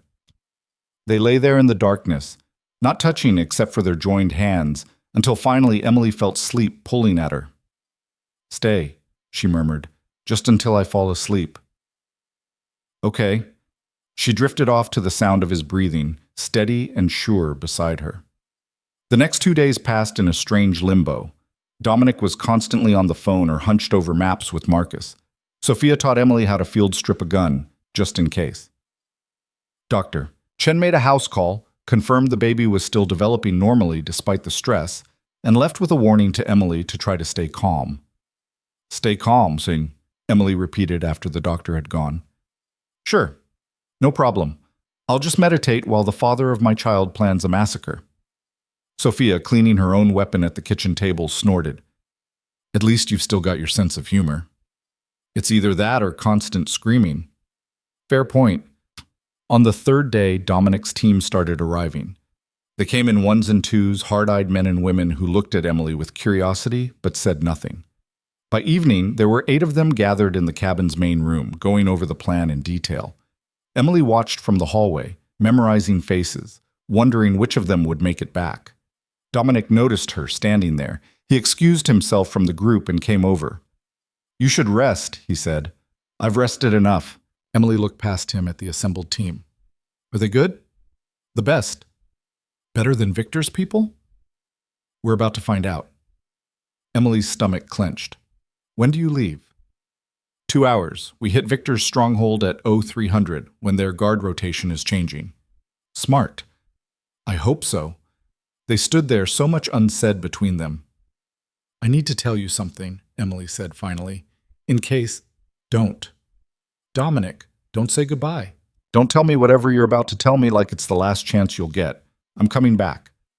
You can't know that. I can. Because I'm not leaving you to raise our kid alone. Because I'm not letting Victor win. Because I made you a promise and I keep my promises. Emily's eyes burned. You're so goddamn stubborn. It's one of my best qualities. She grabbed his shirt, pulling him down into a fierce kiss. You better come back to me. I will. And Dominic? Yeah? I think I'm falling in love with you, and I hate it, but it's true. His expression shifted, something raw and vulnerable flashing across his face. Emily, you don't have to say anything. I just needed you to know. He kissed her again, slower this time, his hands cupping her face like she was something precious. I'll come back, he whispered against her lips. I swear it. Then he was pulling away, returning to his team, and Emily was left standing in the hallway with her heart hammering and tears on her cheeks. Sophia found her a few minutes later. Come on, let's go sit outside. You don't need to watch them gear up. Emily let herself be led to the porch. They sat on the steps, the night air cold and clean. He's going to be okay, Sophia said, after a while. You don't know that. I know Dominic. I know how he operates. And I know he's never been this motivated before. Sophia bumped Emily's shoulder gently. You've given him something to fight for beyond just territory and pride. That makes him dangerous. I don't want him to be dangerous. I want him to be safe. In his world, being dangerous is what keeps you safe. Emily wrapped her arms around herself. I don't know how you do this, how you live with the uncertainty. You get used to it, sort of, and you find ways to cope. Sophia pulled out a cigarette, then caught Emily's look and put it away again. Sorry, forget you're pregnant sometimes. It's okay. They sat in silence, watching the stars emerge one by one. Inside, Emily could hear the team moving around, final preparations being made, weapons checked, routes confirmed, contingencies discussed, the sounds of war. Marcus appeared in the doorway. We're moving out. Emily stood, her legs shaky. Sophia squeezed her hand once before heading inside. Dominic came out last, fully armed and dressed in dark tactical gear that made him look like a stranger. But when his eyes met Emily's, there was nothing unfamiliar in them. 3 hours, he said. Maybe 4, then it's done. Please be careful. Always am. Liar. He smiled. Actually smiled. Okay, I'll try to be more careful than usual. That's better. He pulled her against him one last time, his embrace tight and fierce. Emily buried her face in his chest, breathing him in, trying to memorize the moment. I love you, he said quietly, the words almost lost against her hair. I know I should have said it sooner, should have said it before. But I love you, Emily. Whatever happens, you need to know that. Emily's breath caught. You're such an asshole for telling me right before you leave. I know. Come back and tell me again. I will. Then he was pulling away, heading down the porch steps to where the vehicles waited. His team climbed in silently, efficiently. Marcus in the driver's seat, Sophia riding shotgun. Dominic paused before getting in, looking back at Emily one last time. She lifted her hand in a small wave, not trusting her voice. He nodded, just once. Then he was in the SUV and they were pulling away, taillights disappearing down the dirt road. Emily stood on the porch until she couldn't see them anymore, her hand pressed against her stomach. Keep your father safe, she whispered to the baby. Whatever cosmic bargaining power you've got, use it now. The hours that followed were the longest of Emily's life. She paced the cabin, unable to sit still, unable to think about anything except what was happening in the city. She tried to sleep, managed maybe 20 minutes before jerking awake with her heart pounding. She made tea, forgot to drink it. Started a fire in the fireplace, watched it burn down to embers. Dr. Chen had left her a monitor to track the baby's heartbeat. Emily pulled it out, needing to hear that steady rhythm, needing proof that something was still okay, even while everything else hung in the balance. The heartbeat filled the quiet cabin, strong, sure, oblivious to the violence being committed in its name. Your dad's fighting for us right now, Emily said to her stomach. I need you to know that, even if you can't understand it yet. He's fighting for us. 4 hours became 5, then 6. Emily was starting to imagine the worst when she heard vehicles approaching. She ran to the window, her heart in her throat. 2 SUVs, not 3. Her stomach dropped. The vehicles pulled up to the cabin. Doors opened. Marcus climbed out first, his face grim and blood-splattered. Sophia next, favoring her left side. Then Dominic. He was alive, whole, moving under his own power. Emily didn't remember running outside, didn't remember crossing the distance between them. 1 second she was at the window, and the next she was in his arms, his blood-stained tactical vest rough against her cheek. You came back, she gasped. I promised. She pulled back just enough to look at him. Blood on his face, his hands, his clothes. But his eyes were clear and focused and alive. Is it done? It's done? Victor's dead? His key lieutenants are dead. Anyone who might want revenge is either dead or running scared.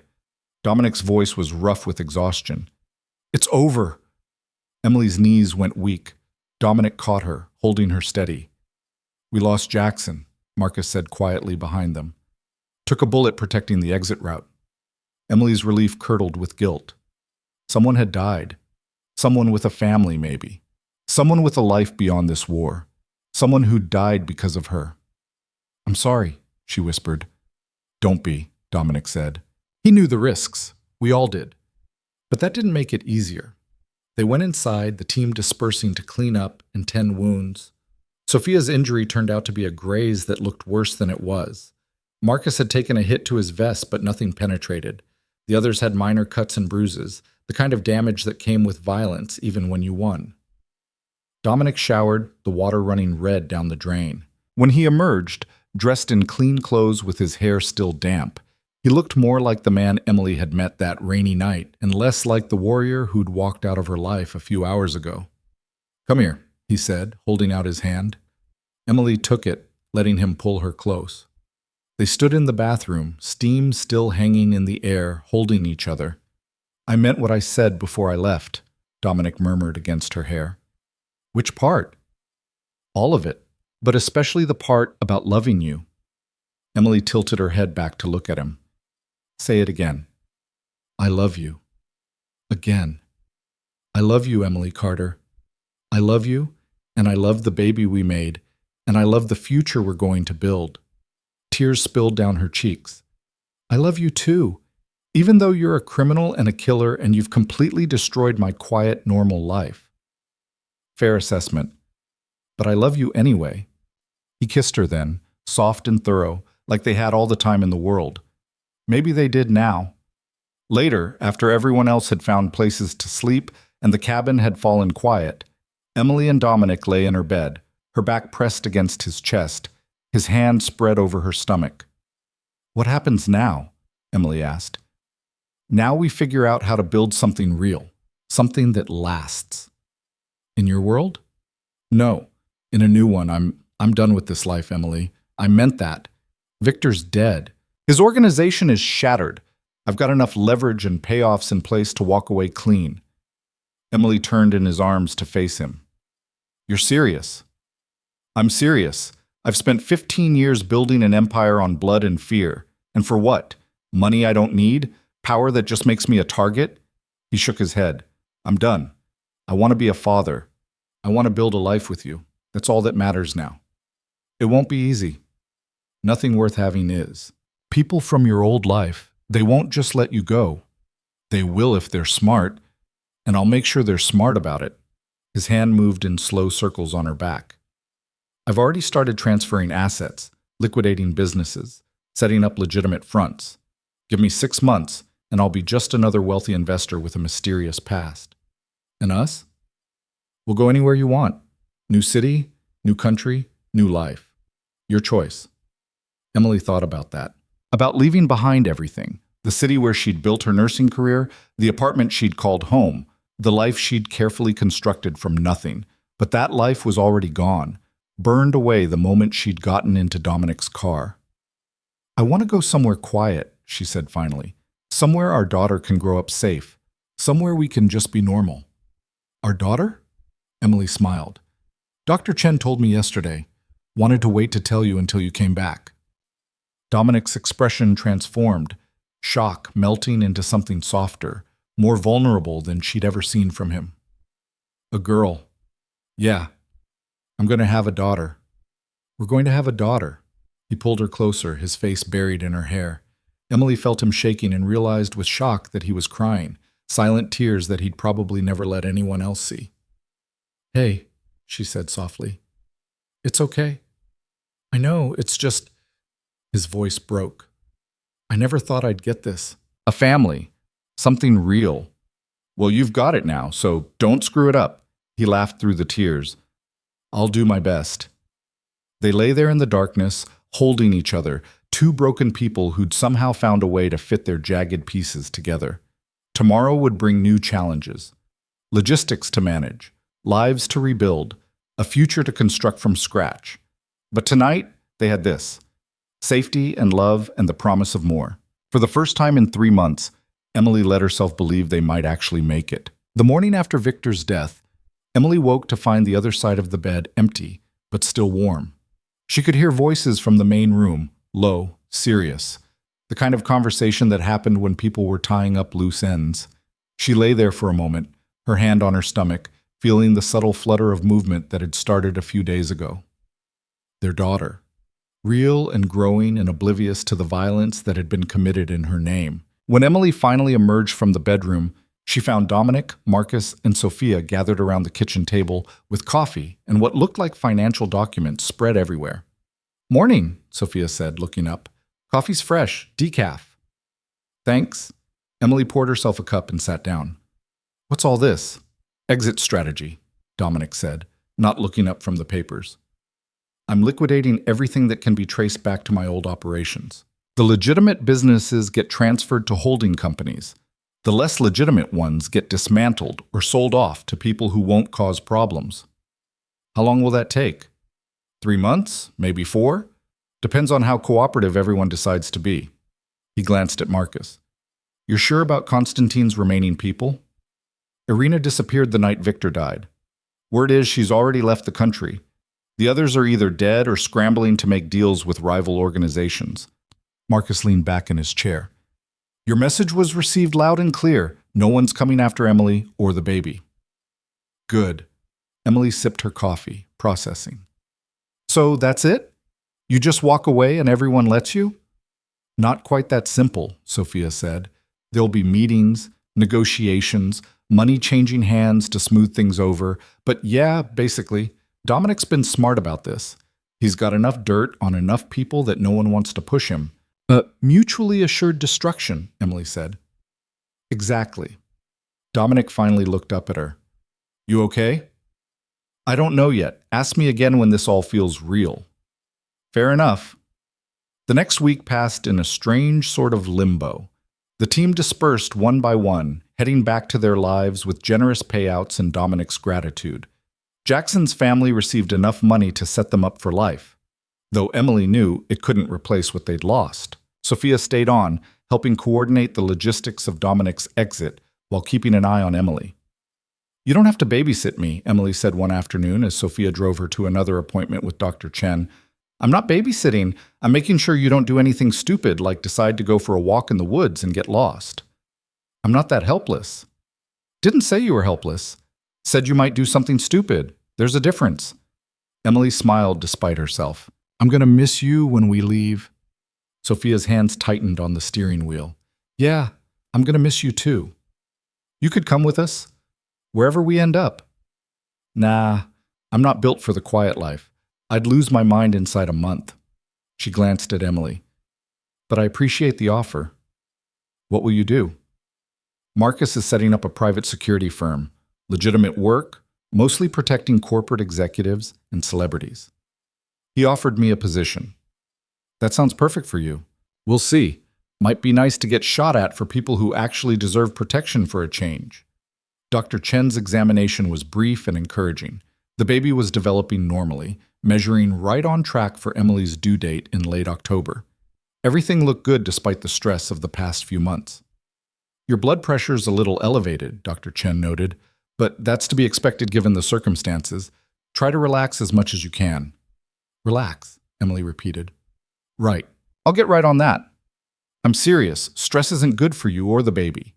The doctor looked at her over the top of her glasses. "I know you can't control everything happening around you, but you can control how you respond to it. Take walks, practice breathing exercises, find ways to center yourself." Emily nodded, feeling chastised and grateful at the same time. That night, she found Dominic on the cabin's back porch, staring out at the forest. The sun was setting, painting everything in shades of amber and shadow. "Can I join you?"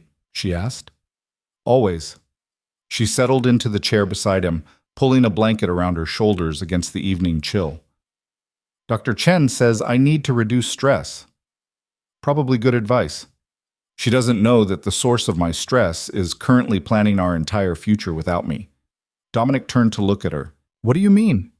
"I mean you're making decisions. Where we'll go, what we'll do, how we'll live. And I appreciate that you're trying to take care of everything, but I need to be part of this. I need to have a say." He was quiet for a moment. "You're right. I'm sorry. Old habits." "What old habits?" "Controlling everything, making unilateral decisions. It's how I've operated for years." He ran a hand through his hair. "I'm not good at the partnership thing." "Neither am I. We'll have to learn it together." "Okay, so let's start now. What do you want? Not what you think I want to hear. What do you actually want for our future?"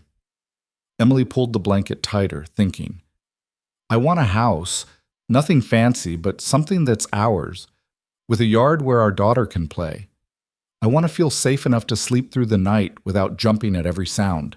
I want to be able to go to the grocery store without looking over my shoulder." "That's reasonable.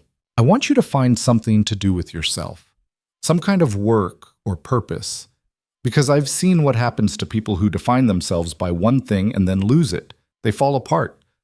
Dominic nodded slowly. "I've been thinking about that, actually." And I'm considering legitimate investment work. I've got the capital and the business sense. I could build something clean, something our daughter wouldn't be ashamed of." "She wouldn't be ashamed of you anyway." You don't know that." "Yes, I do. Because you're going to be a good father. You're going to show up and be present and love her fiercely. That's what matters." Dominic reached over and took her hand. "I hope you're right." "I am. And if I'm not, I'll kick your ass until you figure it out." He laughed. "There's the stubborn woman I fell in love with." They sat in comfortable silence after that, watching the stars emerge. Emily felt some of the tension in her shoulders ease. Maybe Dr. Chen was right. Maybe she could find moments of peace, even in the middle of uncertainty. The following week brought news that accelerated their timeline.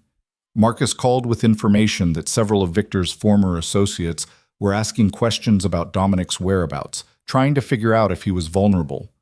Nothing immediately threatening, but enough to make it clear that the sooner they disappeared, the better. "How fast can we move?" Emily asked after Dominic filled her in. 2 weeks, maybe 3. I need to finalize the last few transfers and make sure everything's locked down. And then where?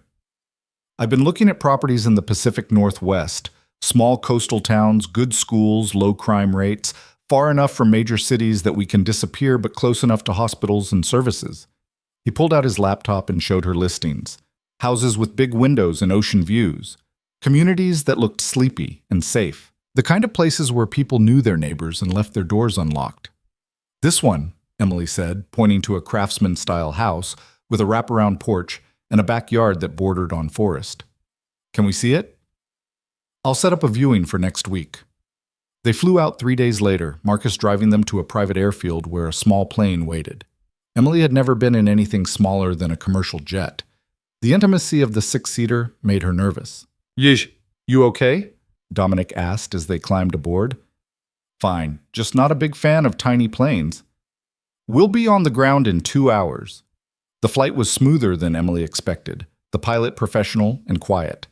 She spent most of the trip with her face pressed to the window, watching the landscape change from mountains to forests to coastline. The town, Crescent Bay, population 3,500, looked like something out of a postcard. Weathered buildings, boats bobbing in a protected harbor, streets lined with trees that were just starting to turn autumn colors. They drove through slowly, Emily taking it all in. It's quiet, she said. Too quiet? No, I think it's perfect. The house was even better in person. The realtor, a cheerful woman named Margaret who seemed delighted to have clients, showed them through rooms filled with afternoon light. The master bedroom had French doors that opened onto the porch. The second bedroom would be perfect for a nursery. The kitchen was dated but functional. The previous owners moved to be closer to their grandchildren, Margaret explained. They maintained it beautifully. Everything's in good working order.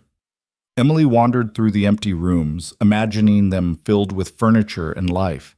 She could picture their daughter taking first steps on these hardwood floors. Could see Dominic cooking in that kitchen. Could imagine herself curled up on the window seat with a book while rain pattered against the glass. What do you think? Dominic asked quietly when Margaret stepped outside to take a call. I think it feels like home. Yeah? Yeah. Emily turned to face him. Let's do it. Let's buy this house and move here and build the life we talked about. Dominic pulled her close, his chin resting on top of her head. Okay, let's do it. The transaction moved quickly after that. Dominic paid cash, always cash, Emily was learning, and by the end of the week they owned the house. Furniture deliveries were scheduled. Utilities were transferred into names that wouldn't trace back to their old lives. Emily Carter became Emily Morrison. Dominic Varela became Dominic Russo.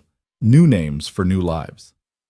They moved in 3 weeks later, driving a rented truck full of the basics, while a moving company handled the larger items. Sophia came for the first few days to help them settle in, her presence both comforting and bittersweet. You're really doing this, Sophia said as they unpacked boxes in the kitchen. Looks like it, Emily said. How does it feel? Terrifying, exciting, completely surreal. Emily set down a stack of plates. How about you? You okay with everything? I'm good. Marcus and I are flying out tomorrow to start setting up the security firm. First client's already signed. Sophia leaned against the counter. But I wanted to say goodbye properly first. This isn't goodbye. You'll visit. Sure. Maybe once the baby's born. Bring her something ridiculously impractical like a tiny leather jacket. Emily laughed. She'll love it. They finished unpacking in comfortable silence. Later, after Sophia had left and Dominic was dealing with some last-minute phone calls, Emily stood in the nursery they'd started setting up. Pale yellow walls. A crib that Dominic had assembled with surprising patience. A rocking chair positioned near the window. Their daughter would sleep here. Would grow up here. Would have birthday parties in the backyard and learn to ride a bike on these quiet streets and never know about the violence that had come before her. Emily's hand moved to her stomach, feeling the strong kicks that had become more frequent. You're safe now, she whispered. We're all safe. The next few weeks fell into a rhythm.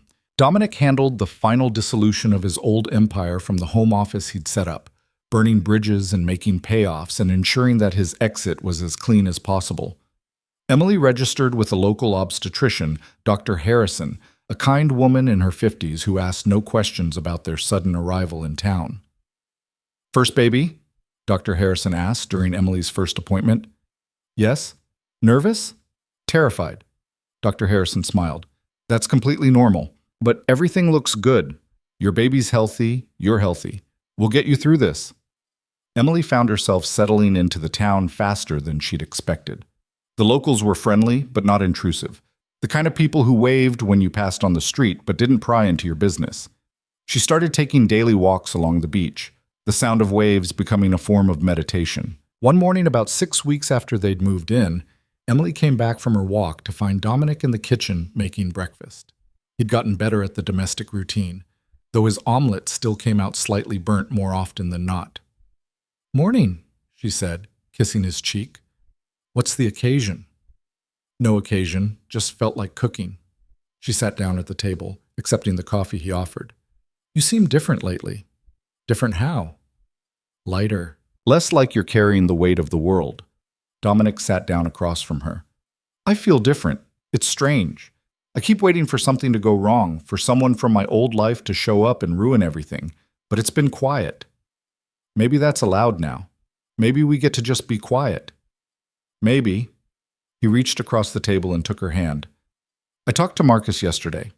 Everything's been transferred. Every account closed or moved. Every connection severed. As of 48 hours ago, I'm completely out." Emily's breath caught. "Really?" "Really. Dominic Varela no longer exists in that world. He's just a ghost now, a cautionary tale." "And how does that feel?" "Honestly?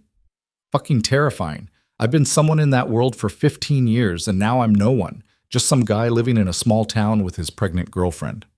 "Partner," Emily corrected. "I'm your partner, not your girlfriend." "Partner, then." He smiled. "Point is, I don't know who I am without all that." "Then we'll figure it out together. That's what partners do." They finished breakfast in comfortable silence.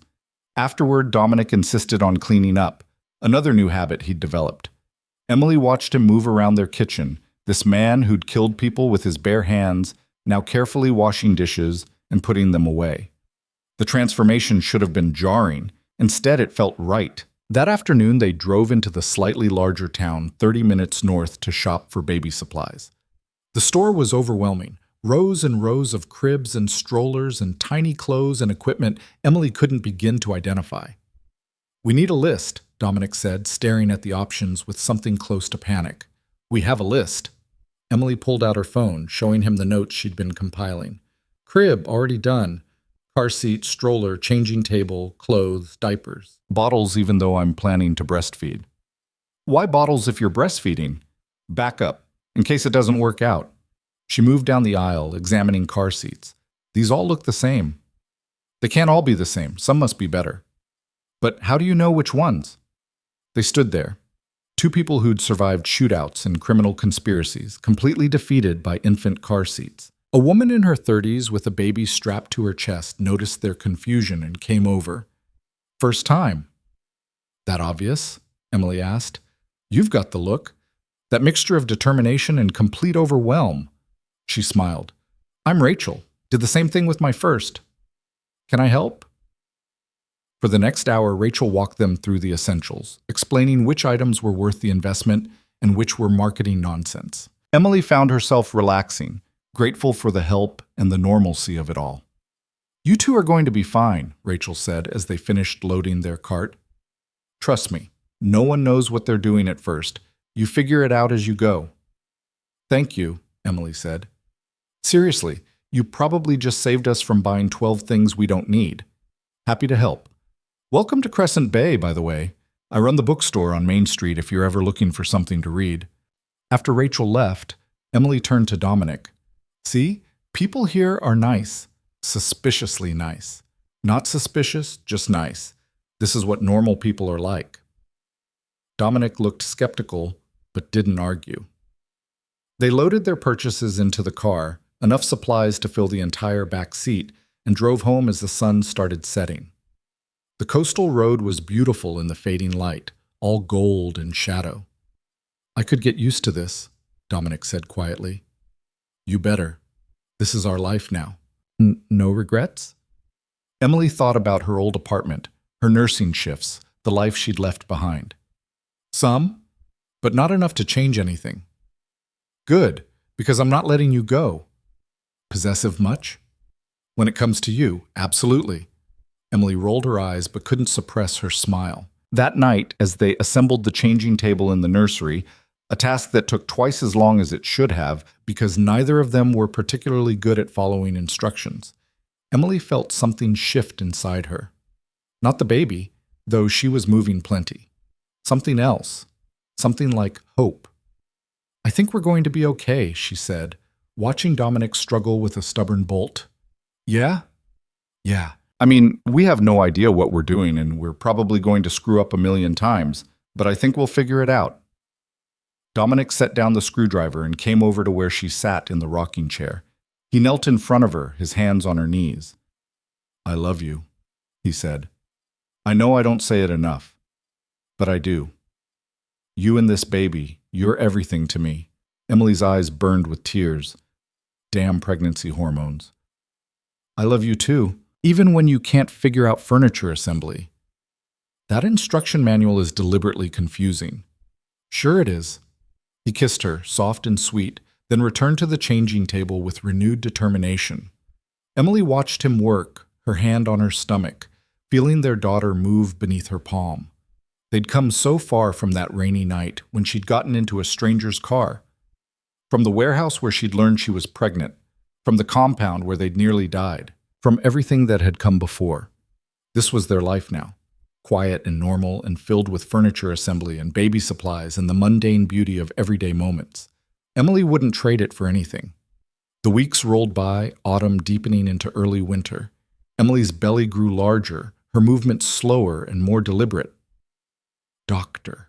Harrison assured her everything was progressing normally, though the baby was measuring big, nearly 8 pounds already, and Emily still had a month to go.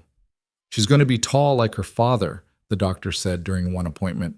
Great, I get to push out a giant baby. You'll do fine, you're strong. Emily wasn't sure about that, but she appreciated the confidence. Dominic threw himself into preparing for fatherhood with an intensity that was both endearing and slightly overwhelming. He read every parenting book he could find, took an online infant CPR course, baby-proofed the entire house, even though their daughter wouldn't be mobile for months. You know she's not going to be crawling the day we bring her home, right? Emily said, watching him install cabinet locks. I'm being proactive. You're being obsessive. Same thing. One evening in late November, Emily woke to find Dominic's side of the bed empty. She found him in the nursery, sitting in the rocking chair they'd bought, staring at the empty crib. Can't sleep? She asked from the doorway. He looked up, startled. Sorry, didn't mean to wake you. You didn't. Baby's using my bladder as a punching bag. She waddled into the room. There was no other word for how she moved now, and sat on the floor beside the chair. What are you thinking about? Dominic was quiet for a long moment. My father. And how I swore I'd never be like him. You're nothing like him. How do you know? You never met him. Because you're here. Because you walked away from that life. Because you care more about keeping us safe than holding on to power. Emily reached up and took his hand. That makes you nothing like him. What if I mess this up? What if I'm a terrible father? Then you'll learn and do better. That's what parenting is. Just showing up and trying. You make it sound simple. It's not simple, but it's not impossible either. She squeezed his hand. We're doing this together, remember? You're not alone in this. Dominic slid off the chair to sit beside her on the floor, pulling her against his chest. When did you get so wise? I've always been wise. You just weren't paying attention. He laughed, the sound rumbling through his chest. They sat there on the nursery floor, surrounded by stuffed animals and tiny clothes and all the equipment they'd accumulated, and Emily felt certain of exactly one thing. They were going to be okay. 2 weeks later, Emily woke at 3 a.m. with a contraction that stole her breath. She lay there, waiting to see if it was real or just more of the Braxton Hicks contractions that had been plaguing her for weeks. 10 minutes later, another one hit. Dominic, she said, shaking his shoulder. Wake up. He came awake instantly, alert. What's wrong? I think the baby's coming. All the color drained from his face. Now?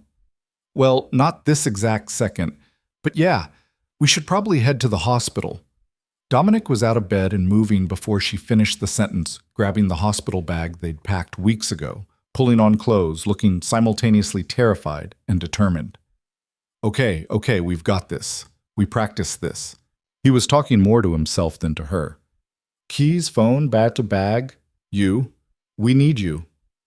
I'm right here. Right, yes, let's go. The drive to the hospital took 20 minutes that felt like hours. The contractions were getting stronger, closer together. Emily breathed through them while Dominic white-knuckled the steering wheel and drove exactly the speed limit despite clearly wanting to floor it. You're doing great, she said during a break between contractions. I'm not the one in labor. No, but you're not panicking. That's something. I'm absolutely panicking. I'm just doing it quietly. Emily laughed, then gasped as another contraction hit. They made it to the hospital with time to spare. Dr. Harrison was already there, calm and professional, guiding Emily through the admission process. The labor room was private and warm, nothing like the stark hospital rooms Emily remembered from her nursing days. You're at 5 centimeters, Dr. Harrison announced after checking. We've got a ways to go yet, but you're progressing nicely.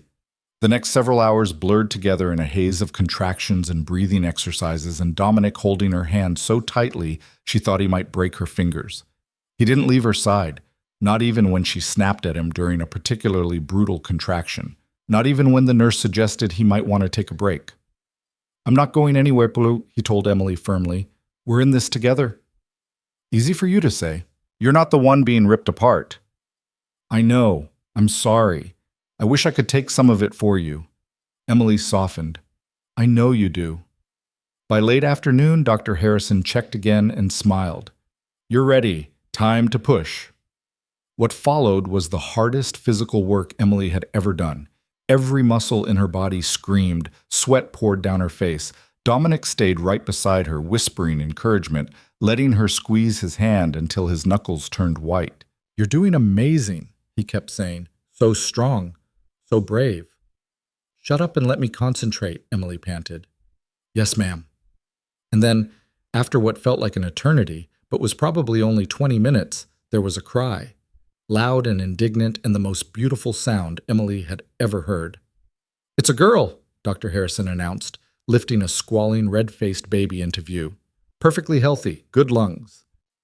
They placed her on Emily's chest, this tiny person who'd been growing inside her for 9 months. She was beautiful, an alien, and perfect all at once. Dark hair plastered to her head, eyes scrunched shut, tiny fingers gripping at nothing. Their daughter. Emily looked up at Dominic and found tears streaming down his face. He was staring at the baby with an expression of such raw wonder that it made Emily's chest ache.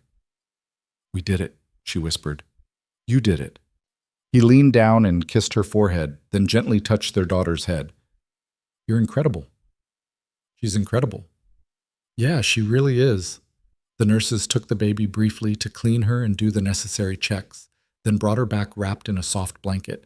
Dominic held her for the first time, and Emily watched as this man who'd been a feared crime boss cradled their tiny daughter like she was made of glass. Hi, he said softly. I'm your dad, and I promise I'm going to do everything I can to be good enough for you. Emily's eyes filled with tears again. You're already good enough? We'll see. They spent the next hour in a bubble of exhaustion and joy, taking turns holding their daughter, marveling at her tiny features. She had Dominic's nose and what looked like it might be Emily's mouth. Her eyes were blue now, but might change. What should we name her? Dominic asked. They discussed names, but never settled on one, both of them superstitious about choosing before she was safely born. Emily looked at their daughter, at the determined set of her tiny mouth even as she slept. Grace, I think her name should be Grace. Dominic tested it out. Grace Russo. What do you think? I think it's perfect. He kissed the baby's forehead. Welcome to the world, Grace. They brought Grace home 3 days later, and Emily discovered that nothing, not nursing school, not years of patient care, not any amount of preparation, could fully ready you for the reality of a newborn.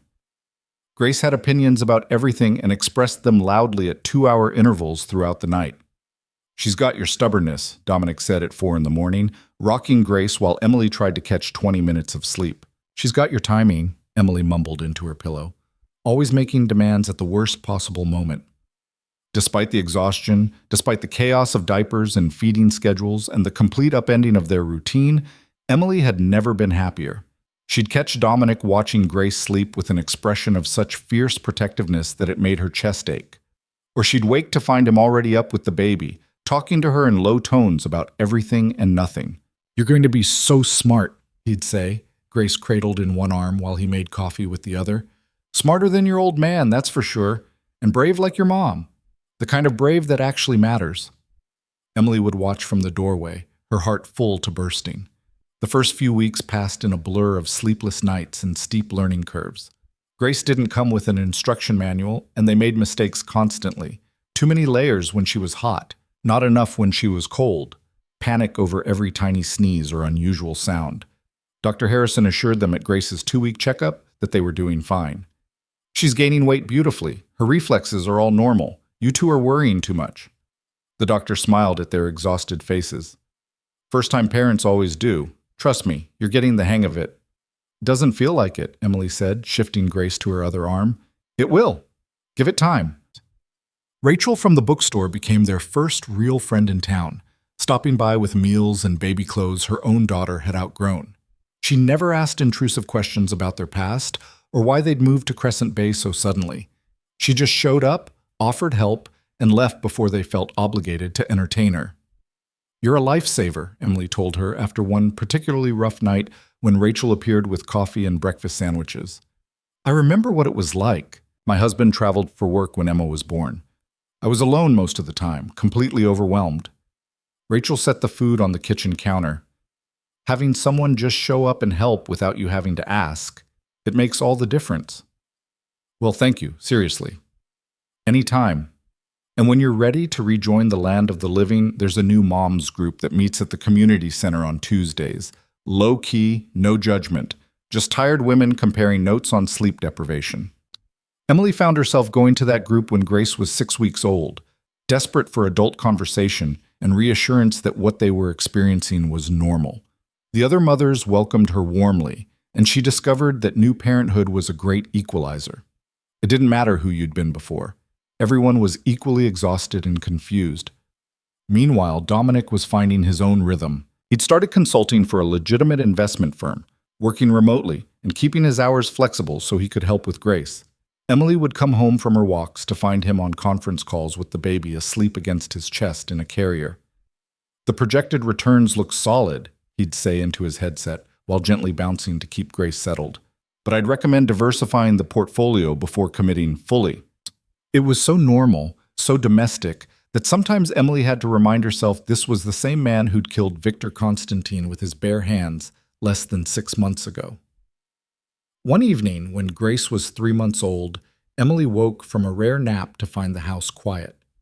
She padded through the rooms until she found Dominic on the back porch, Grace fast asleep in his arms, both of them watching the sunset. "Hey," Emily said softly, not wanting to break the moment. Dominic looked up and smiled. "Hey, yourself. Good nap?" "Better than I expected. How long has she been out?" "About an hour. I think she's finally adjusting to longer stretches." Emily settled into the chair beside him, pulling a blanket around her shoulders. The evening air was cool but not cold, carrying the salt smell of the ocean. "Can I ask you something?" "Always." "Do you ever miss it? Your old life?" Dominic was quiet for a long moment, his hand moving in slow circles on Grace's back. "Sometimes I miss the certainty of it, knowing exactly who I was and what I was supposed to do. There was a simplicity to that, even when it was violent. And now? Now everything's complicated. I second-guess myself constantly. Wonder if I'm doing right by you and Grace. Worry that I'm not enough without all the power and control I used to have." He looked down at their daughter. "But then she does something like grab my finger or make that little sound when she's falling asleep. And I realize I wouldn't trade this for anything, not for all the power in the world." Emily reached over and took his free hand. "You're more than enough. You know that, right?" "I'm learning to believe it." They sat in comfortable silence as the sun disappeared behind the mountains, painting the sky in shades of pink and gold. Grace stirred but didn't wake, making small contented sounds in her sleep. I love you, Emily said. I don't say it enough, but I do. You're a good man, Dominic, a good father, a good partner. Even when I burn dinner, especially then, shows you're human. He laughed quietly. I'm definitely that. When Grace was 4 months old, Sophia called for the first time since they'd moved. Emily answered the phone with the baby on her hip, trying to fold laundry with one hand. Hey, stranger, Sophia said. Miss me? So much. How are you? How's the security business? Thriving. Turns out there's decent money in protecting people who aren't actively trying to get killed by rival crime lords. Sophia's tone was light, but Emily could hear real satisfaction underneath. How's motherhood treating you? It's exhausting and terrifying, and I've never been happier in my life. Gross, you sound like a greeting card, Emily laughed. Shut up. When are you coming to visit? Actually, that's why I'm calling. I've got some business up the coast next week. Thought I might swing by if you're up for company. Are you kidding? Please come. I need adult conversation that doesn't revolve around diaper contents. Sold. I'll text you the details. Sophia arrived on a Thursday afternoon, pulling up in a sleek rental car that looked out of place on their quiet street. She'd cut her hair shorter and looked more relaxed than Emily had ever seen her. There's my favorite criminal turned domestic goddess, Sophia said, pulling Emily into a hug. I prefer former criminal's partner, thank you very much. Where's the man himself? Office, conference call. Emily led her inside. And Grace is napping, so we have maybe 20 minutes before she wakes up demanding food. They settled in the living room with coffee, falling into easy conversation. Sophia filled Emily in on the security business, on Marcus's new obsession with CrossFit, on the complete absence of drama from their old life. It's like Dominic never existed in that world, Sophia said. Everyone's moved on. New players, new territories, same old violence, but none of it touches you guys anymore. That's a relief. It should be. You're free, Emily. Really free. That's rare in this world. Dominic appeared a few minutes later, and the reunion between him and Sophia was warm but brief. Neither of them was particularly demonstrative. Then Grace woke up with her usual dramatic flair, and Sophia got her first look at the baby. Oh, wow, Sophia said, taking Grace from Emily's arms. She's actually cute. I was worried she'd look like Dominic. I can hear you, Dominic called from the kitchen. I know. That's why I said it loud enough. Emily watched Sophia with Grace, saw something shift in her friend's expression. You okay? Yeah, just thinking. Sophia bounced Grace gently. You guys really did it. Built something real out of all that chaos. We're trying. No, you did. Look at this house, this baby, this life. It's real. Sophia looked up, her eyes suspiciously bright. I'm proud of you, both of you. Thanks, Soph. That means a lot. They spent the rest of the day catching up, Sophia regaling them with stories from the security business while Grace provided periodic interruptions. It felt good, Emily thought, to have a connection to their past that wasn't painful. Sophia represented the bridge between who they'd been and who they were becoming. That evening, after Grace was asleep and Sophia had settled into the guest room, Emily found Dominic on the back porch again. It had become his thinking spot, the place he went when he needed to process something. Penny for your thoughts, she said, sliding into the chair beside him. Just thinking about how far we've come. A year ago, I was planning how to kill Victor, and now I'm comparing notes on investment portfolios and worrying about whether Grace is getting enough tummy time. Tummy time is important. I know. I looked it up. He turned to face her. Are you happy, Emily? Really happy? Yes. Are you? I think so. It's different than anything I've felt before, so it's hard to be sure. But yeah, I think I'm happy. You think? I'm working on it. Give me time. Emily leaned her head on his shoulder. We've got all the time in the world now. The months continued to roll by, each one bringing new milestones. Grace rolled over for the first time, started babbling, showed a distinct preference for Dominic's terrible singing over Emily's actually decent voice. Their life settled into a rhythm that felt sustainable, almost normal. Emily started volunteering at the local clinic a few hours a week, grateful to use her nursing skills again, even in a limited capacity. Dominic's investment work grew steadily, his reputation for smart, ethical business decisions spreading through word of mouth. They made friends, real friends. Not just connections based on usefulness or fear. The nightmares came occasionally, usually when Emily was overtired or stressed. Dreams of the warehouse, of Irina's cold eyes, of the gunfire at the compound.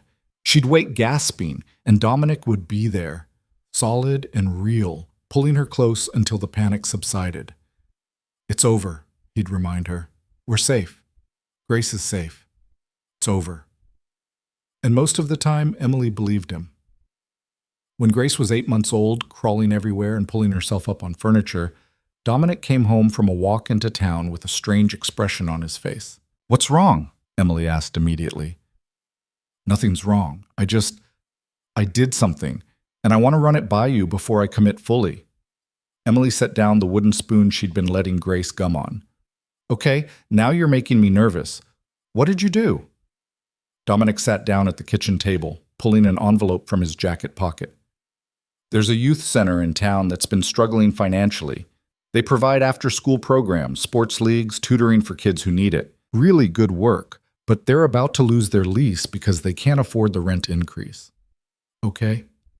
"I met with the director today, offered to buy the building and set up a trust to cover operating costs." Emily blinked. "You what?" "I know I should have talked to you first, but I was walking past and saw the Help Wanted sign, got talking to the director, and it just felt right. These kids, they need a safe place. Somewhere they can go that's not the street or an empty house." He ran a hand through his hair. "I can't undo my past. Can't bring back the people I've hurt or fix the damage I caused. But maybe I can do something good going forward, something that matters." Emily stared at him, her throat tight. "How much are we talking about?"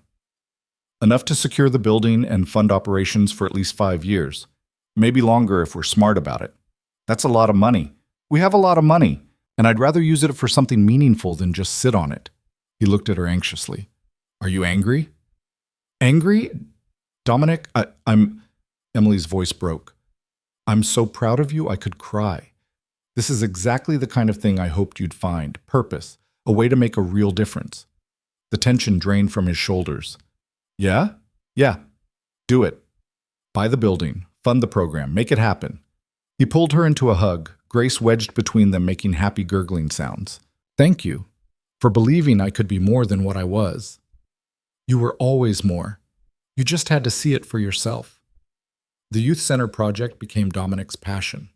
He threw himself into it with the same intensity he'd once applied to building his criminal empire. But this time, the stakes were kids getting homework help and safe places to play basketball instead of territory and violence. Emily watched him transform over the following months. He was lighter, more present. He laughed easier, played with Grace without the shadow of guilt that used to follow him everywhere. They celebrated Grace's first birthday with a small party in their backyard.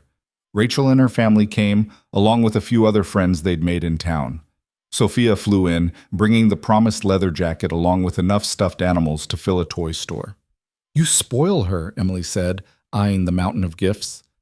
"That's what aunties do. It's in the job description." Grace, oblivious to the fuss, was more interested in the wrapping paper than the actual presents. She sat in her high chair with frosting in her hair, grinning at everyone, and Emily felt her heart might burst from the simple joy of it. That night, after everyone had gone home and Grace was finally asleep, Emily and Dominic collapsed on the couch together.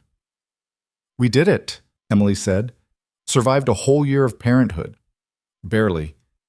But we made it." She turned to look at him. "And I think we're going to make it through all the years after this, too." Dominic pulled her closer. "I know we will." They sat in comfortable silence for a while, the house quiet around them except for the occasional sound from Grace's baby monitor. "I want to marry you," Dominic said suddenly. Emily's heart skipped. "What?" "I want to marry you, properly. Not because we have to, not because of Grace, but because I want to spend the rest of my life with you. I want to make it official." He shifted so he could look at her directly. "I know I should do this with a ring and a romantic gesture and all that, but I can't wait. So I'm asking now, in our living room, covered in birthday cake frosting. Emily Morrison, will you marry me?" Emily felt tears spring to her eyes. "You're such a disaster." "Is that a yes?" "Of course it's a yes, you idiot." She kissed him, tasting salt from her own tears. Yes, I'll marry you. They married 3 months later in a simple ceremony at the courthouse with Sophia and Marcus as witnesses and Grace as the world's most adorable and loud flower girl. No fancy dress, no big reception, just vows exchanged in front of a judge who smiled warmly at them and pronounced them husband and wife. Afterward, they had dinner at a small restaurant overlooking the ocean, Grace making a mess with pasta, while Sophia and Marcus argued good-naturedly about the best route back to the airport. This is perfect, Emily said, watching her daughter smear marinara sauce across her face. Yeah? Dominic asked. Yeah, exactly what I wanted. That night, with Grace finally asleep and their friends departed, Emily and Dominic lay in bed together, matching rings catching the moonlight from the window.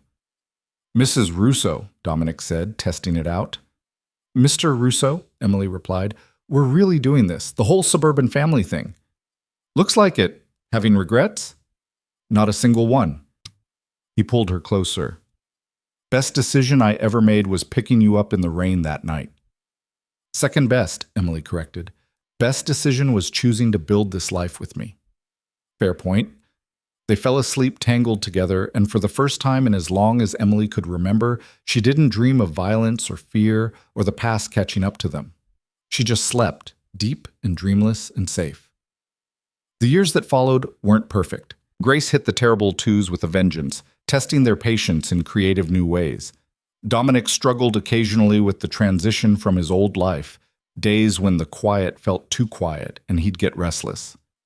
Emily had moments of doubt, wondering if the danger would ever truly be behind them, but they worked through it together, built something stronger than either of them had thought possible. The youth center flourished under Dominic's management, expanding to include a summer camp program and partnerships with local schools. He hired staff, secured additional funding, and spent his days making a real difference in kids' lives. When teenagers from the program started calling him Mr. D and seeking his advice on everything from homework to family problems, Emily watched him glow with purpose. Emily returned to nursing part-time when Grace started preschool, working at the clinic and discovering how much she'd missed the work. She was good at it, patient and skilled, and the community needed her. It felt right. Grace grew into a bright, stubborn, fearless little girl who asked a million questions and kept them on their toes constantly. She had Dominic's intensity and Emily's compassion, and watching her discover the world was the greatest privilege of their lives. One evening, when Grace was 4, Emily found her in the backyard with Dominic, both of them lying on their backs looking at the stars. And that one's the Big Dipper, Dominic was saying, pointing up. See how it looks like a spoon? Why is it called a dipper if it's a spoon? Grace asked with typical 4-year-old logic. Because people a long time ago called spoons dippers. That's silly. Yeah, it kind of is. Emily sat down beside them, completing their little constellation. What are you two doing? Daddy's teaching me stars, Grace announced. I'm going to be an astronaut when I grow up.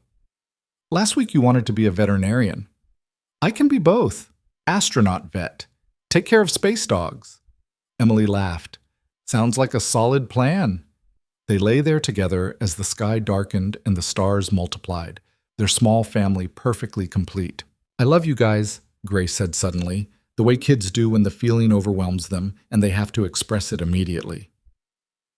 We love you too, sweetheart, Emily said, her chest aching with the fullness of it. Dominic's hand found Emily's in the grass between them, squeezing gently. She squeezed back, understanding everything he couldn't say with Grace there. That this was more than he'd ever dreamed of having. That he was grateful every single day. That he'd found something worth more than power or money or fear. He'd found home. On Grace's 5th birthday, Emily woke to find Dominic already up, standing by the window of their bedroom looking out at the sunrise. She joined him, wrapping her arms around his waist from behind. What are you thinking about? She asked. Everything. Nothing. How much has changed? He turned to face her. 5 years ago, I was someone completely different. Someone I barely recognize now. Do you miss him? That person you were? Dominic considered the question seriously. Parts of him, maybe. The certainty. The confidence. But no, not really. That person was empty inside. He didn't know what mattered. He cupped her face in his hands. You taught me what matters. You and Grace. This life we built. That's everything.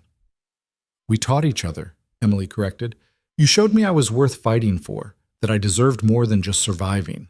We've come a long way from that rainy night. Yeah, we really have. They stood there in the early morning light, 5 years and a lifetime away from where they'd started, and Emily marveled at the journey.